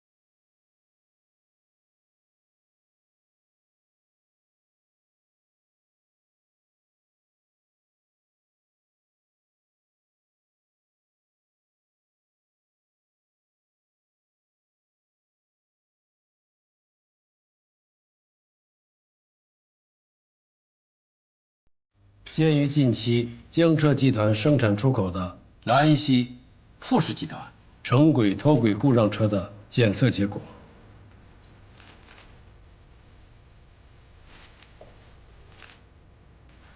对于整批次机车电机的使用耗损预测不足，秉持对旅客、对客户、对江车品牌负责任的态度，现在我代表江车集团正式宣布，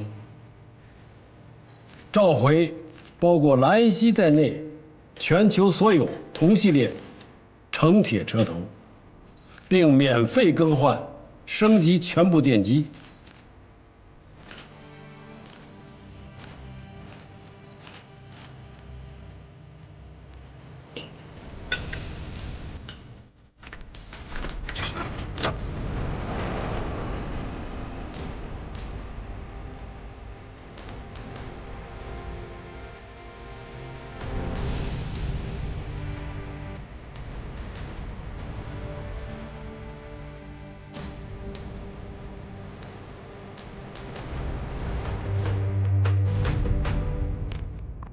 师傅还好，没烧坏，再试一次。师傅，咱们今天已经试了几十次了。咱们搞科研就是这样，我们只有在不断的失败中，才能找到通向成功的途径啊！记得上中学那会儿，老师都跟我们讲过爱迪生发明灯泡的故事，对吗？爱迪生在13个月内用了6000多种不同的材料，失败了7000多次，才有了突破性的进展。这故事我记得。爱迪生用竹丝做灯丝，电灯可亮1200个小时。几十年后，科学家在此基础上研发出了用钨丝做灯丝，并在灯泡内添加了惰性气体氮或氩，大大延长了灯泡的使用寿命。所以我们要珍惜我们的失败，因为每一次失败就减少一种通往失败的歧路，你知道吗？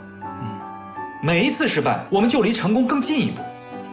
现在我们江车正处于向前或者向后的重要关口，原来项目、莱茵锡成轨都需要我们自主研发的电机，我们必须要努力。那就再试一次吧。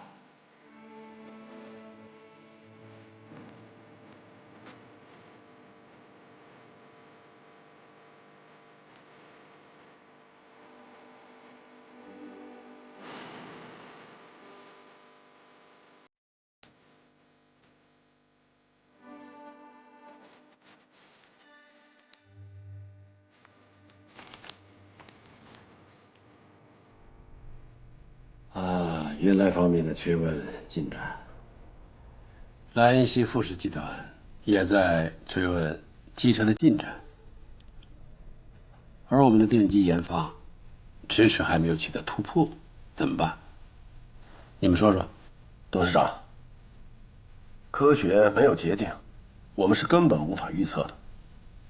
叶大新他带领的这个电机研发组，什么时候才能有所突破？我觉得呢，越是在这个时候，我们越应该加大研发的力度。叶大新很勤奋，应该很快就有突破。要是等个1年半年才出成果，那时间早就过去了。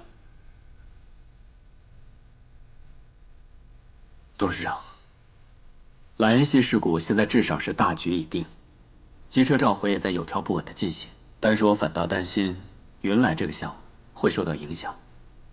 原来项目是我们追上世界速度的机会，一旦我们这个项目受到影响，江车无疑又会落后一大截，想再迎头赶上，不知道要花多少年的时间。是，莱茵锡成轨事故，云南方面忍着没出声，那并不代表人家心里都没有想法。目前我们应该要做2手准备，一方面我们要加大研发力度，另一方面我们要做好一旦研发失败后的预案。这是个问题。但是我觉得吧，还是应给叶公几天时间，你们说呢？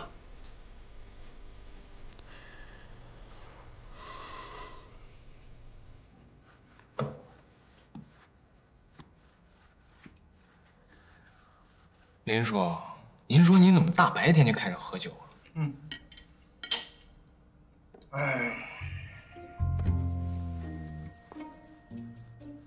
要不你一起喝点儿？哎呦，林叔，虽然现在工作室只剩咱们2个人了，可这好歹也是工作时间啊！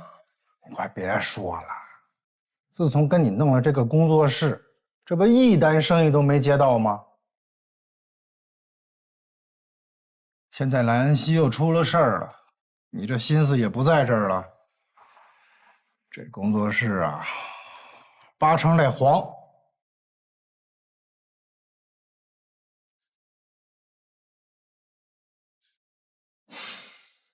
是我承认，我现在确实没心思管这个。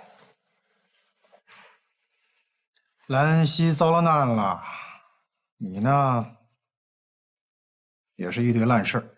我修车铺也没了，工作也没了，也是一堆烂事儿。哎呀，所以呀，各抽各的吧。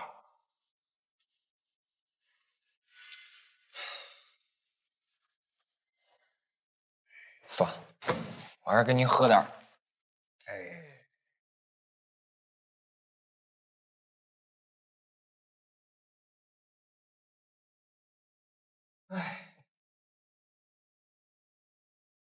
万一有新的消息，您一定尽快告诉我。谢谢，再见。这个江车集团啊，真的是有够倒霉哎！哎，一辆车出了问题，所有同型号的全部都得召回，这得赔多少钱呀？真的是流年不离。不要瞎说，说明人家江车集团肯负责、有责任心，客户至上的宗旨不是虚的。我看啊，你是喜欢上谭总监，连江车一块儿喜欢。胡说八道什么呢你？不过话说回来，你和谭静茹到底发展到哪一步了？哎，今天是周末，难道你们不应该出去约会？他现在忙得焦头烂额的，哪有时间约会？啊，所以就来折磨我喽！哎，我受不了了，我受不了了，我要去吃大排档了。不许走，我要新闻，好的新闻。拜托，江车刚刚出了一个这么大的新闻，我上哪给你去弄更大的呀？那我不管。哎呀，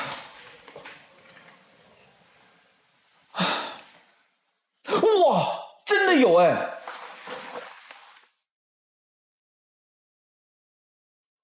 快走！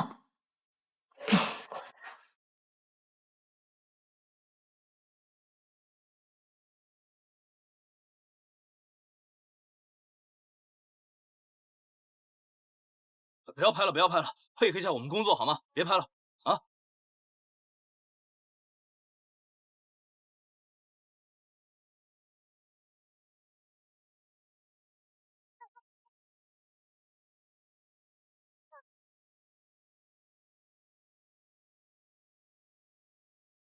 去那边。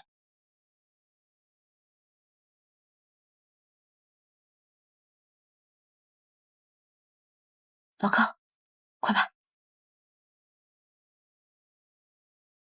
喂，你们干嘛呢？不要拍照，不要影响我们正常工作，谢谢。你好，我是记者，想了解一下出了什么状况。把备用电线拿过来。是线路故障吗？这我也不清楚，这里有安全隐患，麻烦你们赶紧离开，谢谢。你们凭什么抓我？不要拍照！老柯，麻烦回去配合我们调查。你还打人是吗？我不是抽了个烟吗？不要拍照，不要拍照，请马上离开，不要拍照。不拍，不拍。好。拍到了吗？咱们去门口，他早晚得出来。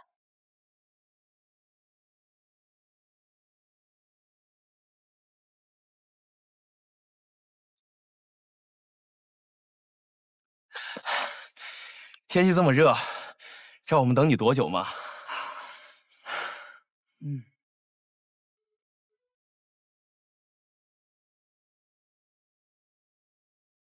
请问，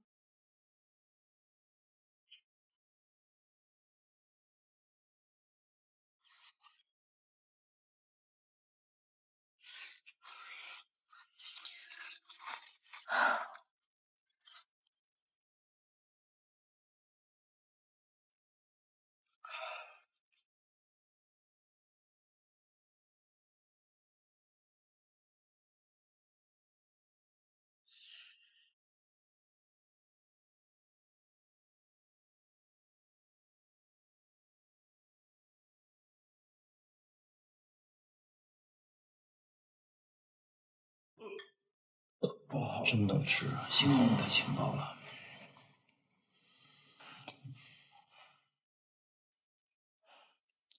可以跟我们讲讲火车站的人为什么要扣你吗？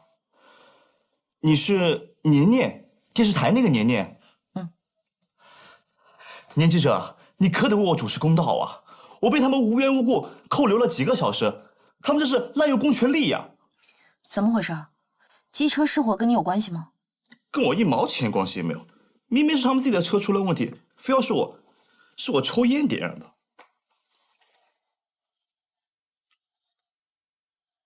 但是我们都听到你已经承认你抽烟了。那些凶巴巴的维修员说要揍我，我们这么说能行吗？而且车里的烟那么大，分明就什么东西烧坏了，现在却赖在我一个乘客头上。烟雾报警器呢？按理来说，你抽烟会触发烟雾报警，不至于烧到车底啊。有个维修人员要备用电线，是线路的问题吗？就是，肯定是，一定是江车想隐瞒事故真相，所以才拿我开刀的。对，就这样。这些都是推测，我们做新闻不能靠推测。那你们也得报道啊，替我主持公道啊。你放心，我们一定会调查清楚。如果你说的情况属实，我们一定会主持正义。谢谢你配合我们采访。哎，那这顿饭怎么算呀？这顿我们请了。你早知道多点几个菜啊。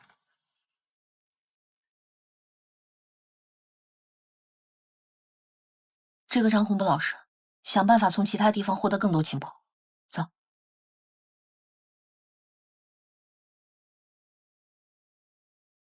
什么原因啊？机车底部冒烟，疑似是电机起火。车站已经及时安排乘客转运，所幸没有造成人员伤亡。又是电机起火，这云来和莱恩熙的事儿还没解决，又来个电机起火。现场来了不少记者，应该明天新闻就会爆出来。我们要抓紧准备材料，进行危机公关。组织人手，尽快检修，一定要查明起火的真正原因。是，王总工和小墩已经在车间开始排查。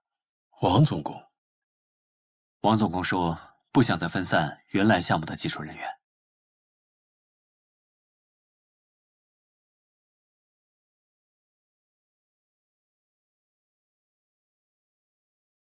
汽车起火，它没有引发紧急制动系统，所以我觉得这个问题应该不在内部电里。哎，你们俩来干什么呀？啊，王婶，师傅，我觉得我们俩一块儿速度会更快。我是不想让你们来，这样会不会影响云来的进度啊？林哥，红哥，你们来的正好。王总工都累搬圈了，哎，给你工具，我去后面看看。那我帮你了啊。好。师傅，我们来修车，也主要是不想把相同的错误带到云来的项目上。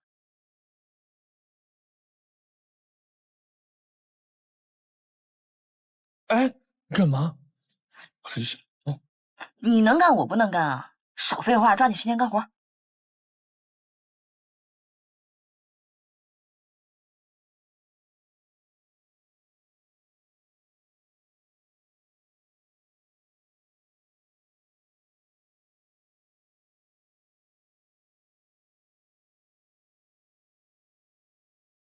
喂，我已经把现场照片给你发过去了。严记者，我们现在只能给你提供这些信息，拜托了。你放心，我会站在最客观公正的角度为江车发声。谢谢你。先这样。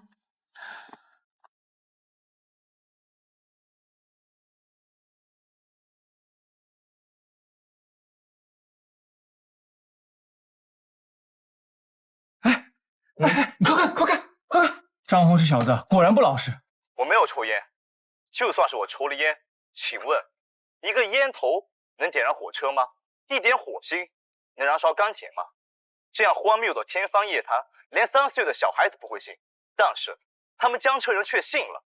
他们不分青红皂白，逮住我就是一顿毒打，扣押我3小时。大家看看啊，这就是我身上的伤。他们这是仗势欺人，是知法犯法，请你们行动起来，用你们的转贴，用你们的评论，让傲慢的江车人明白，民意不可辱，小民不可欺。岂有此理！这不诬陷吗？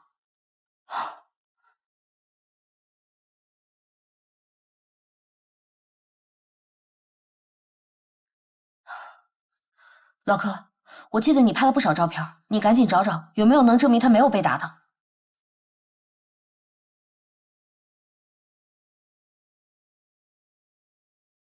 我这些照片吧，拍的确实有点问题。就从这个角度来看，确实看起来像是他被打了。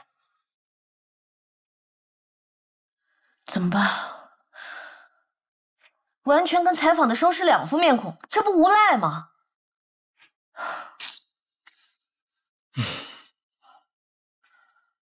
不过，作为我们新闻工作者，工作的本质就是要揭露社会的阴暗面，而这个张红，他就是社会的阴暗面。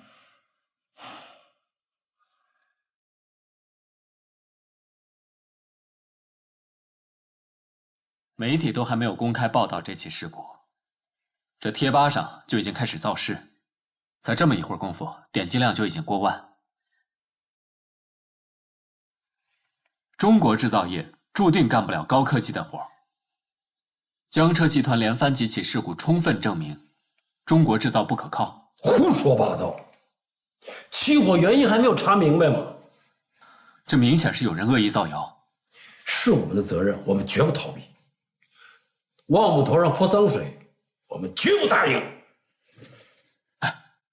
董事长，您得注意身体，别着急上火啊！尽快查清起火原因，一定要澄清。明白，我们已经报警，接下来警方会着手调查这个事件。没事，我没事。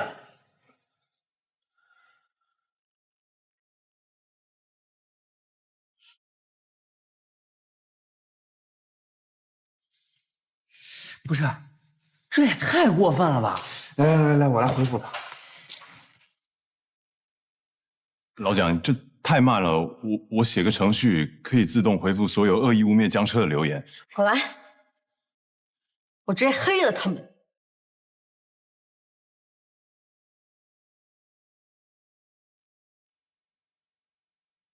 哎呦，厉害啊！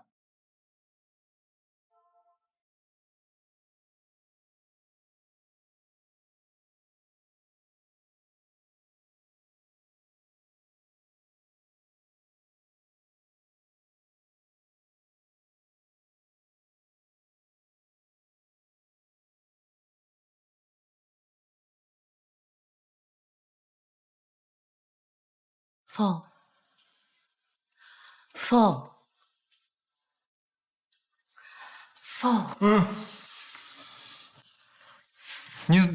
四月天，你怎么找这儿来了？我是过来跟你商量，要不要继续跟江车合作的。你是问我的意见？当然，你出身商业世家，眼界和格局都不差，缺的只是经验罢了。现在江车接二连三的出事故，网上又疯传中国制造不可靠，我想你对江车是了解的，所以我来听听你的意见。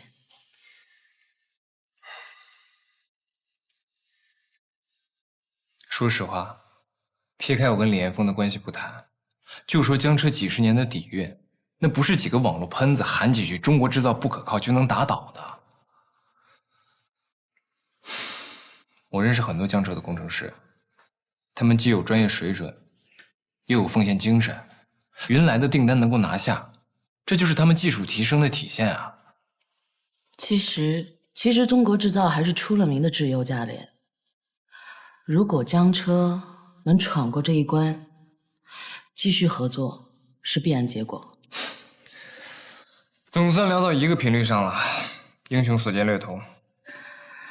凤，你窝在江州弄了这么一个小工作室，真是有些浪费啊！你怎么就知道我不能靠自己创业闯出一番名堂呢？你成立这个工作室，找林安全当合作伙伴，其实为了就是绑定李岩峰和林正一。调查我？还用得着调查吗？凤，你很聪明，但是现在却成了小聪明。你来到中国之后，你看到中国的市场广阔天地，你只是不想跟你父亲低头，你想自己闯出一番事业来给他看。可难道你想不明白吗？富氏集团可以成为你的平台，站在这个平台上，你完全能够让富氏集团跟江车集团联手，两家企业共同成长。我说的话，你好好考虑一下。等江车维修完成了，我就回莱恩西。我也希望在那之前，你能够想明白自己以后人生的路要如何抉择。我先走了。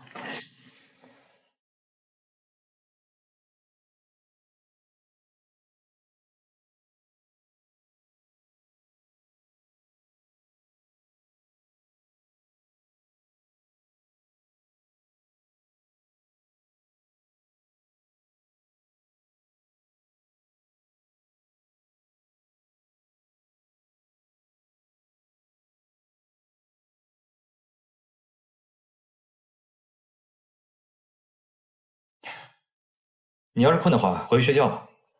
我不困。莱恩西事故还没解决呢，怎么现在又冒出一个事儿来？都对在电机上，弄得好像都是我们部门的问题。我们江车每个工人都有自己的专业，每个人都有每个人自己的工作任务。你现在什么都不要想，我们只要把电机研发出来，就是对江车最大的帮助。那至少也得查清楚今天起火那车是不是电机的原因吧？不能什么帽子都往电机上扣。电机起火事故，我是相信王总工的，真的，现在没什么可想，只要电机研发成功，跟转向架做一次匹配测试就可以了。叶公，成功了！成功了！快给严峰打电话做匹配测试。他不在啊，打去事故现场找他回来。好。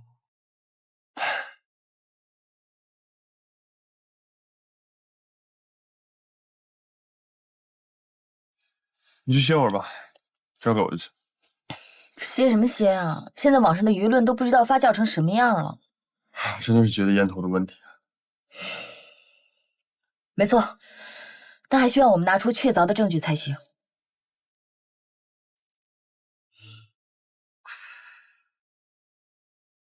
喂，峰哥，我们电机实验成功了，真的，太好了！你们等着我，我马上过去做匹配实验。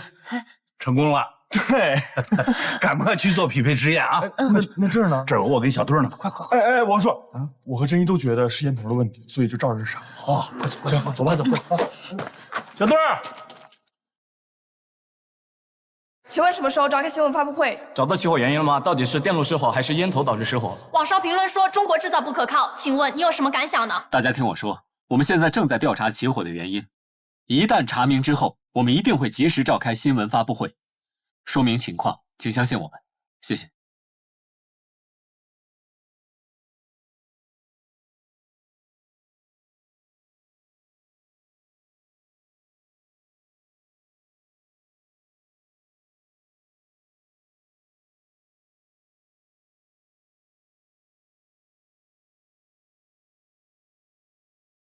这件事确认了，确认，就是烟头掉到了设备箱里，而且设备箱里刚好还有草屑，烟头碰了草屑才冒的烟。这种事儿概率太低了。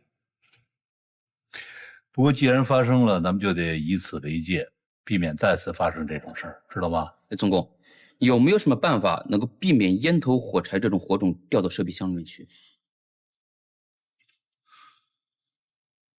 总不能加个盖子吧？怎么不能加个盖子？小墩有时候我觉得这脑子还行，我就随便说说。你这样，你赶快去跟谭工他们说，他那边已经焦头烂额了啊！哎呀，我去叶工那边看看。OK， 好，去啊！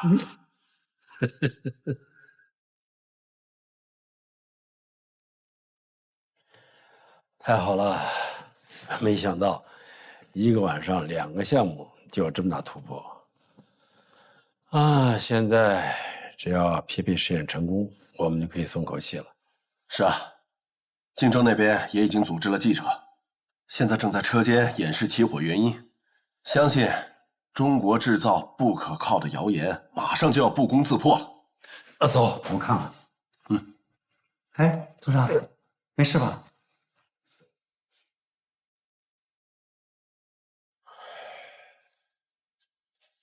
没事，走吧。这么说，机车起火的原因已经查明？对，这起机车事故的调查工作已经结束。但是在各位提问之前，我希望能通过我们的工作人员给你们演示一下，让大家更加直观的了解我们机车起火的原因。小墩，不用紧张。小墩是我们集团的一线维修技师，机车就是他们修好的。小墩儿，你不要着急，照实说就是了。各位记者朋友们，请跟我过来。经过我们详细的检查，我们已经确认车辆的所有零部件以及电路系统在这次运行中完全正常，没有任何故障。车底冒烟是因为有烟头掉进了设备箱，而设备箱里面刚好有草屑，烟头碰到了草屑才冒的烟。听起来好像很凑巧，但是问题就是这么个问题，情况就是这么个情况，这就是事实。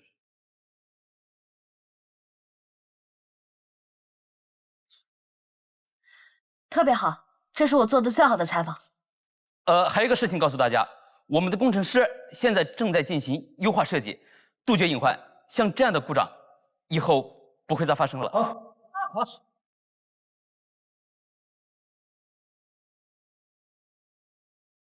各位媒体同仁，我是江州电视台的记者，我手里拿到了江州火车站外摄像头拍下的监控画面。从画面当中显示，张红离开火车站的时候没有任何的受伤迹象。这些画面呢，我将提供给大家，以便大家回去尽快的剪辑节目，争取午间新闻播出，让老百姓看到所谓的江车制造不可靠，其实就是一个彻头彻尾的谎言。好。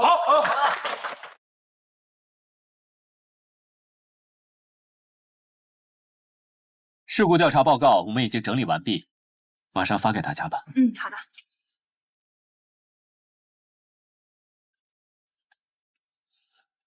那个张红因为造谣被拘留，可惜只关了5天。我知道，我是记者嘛，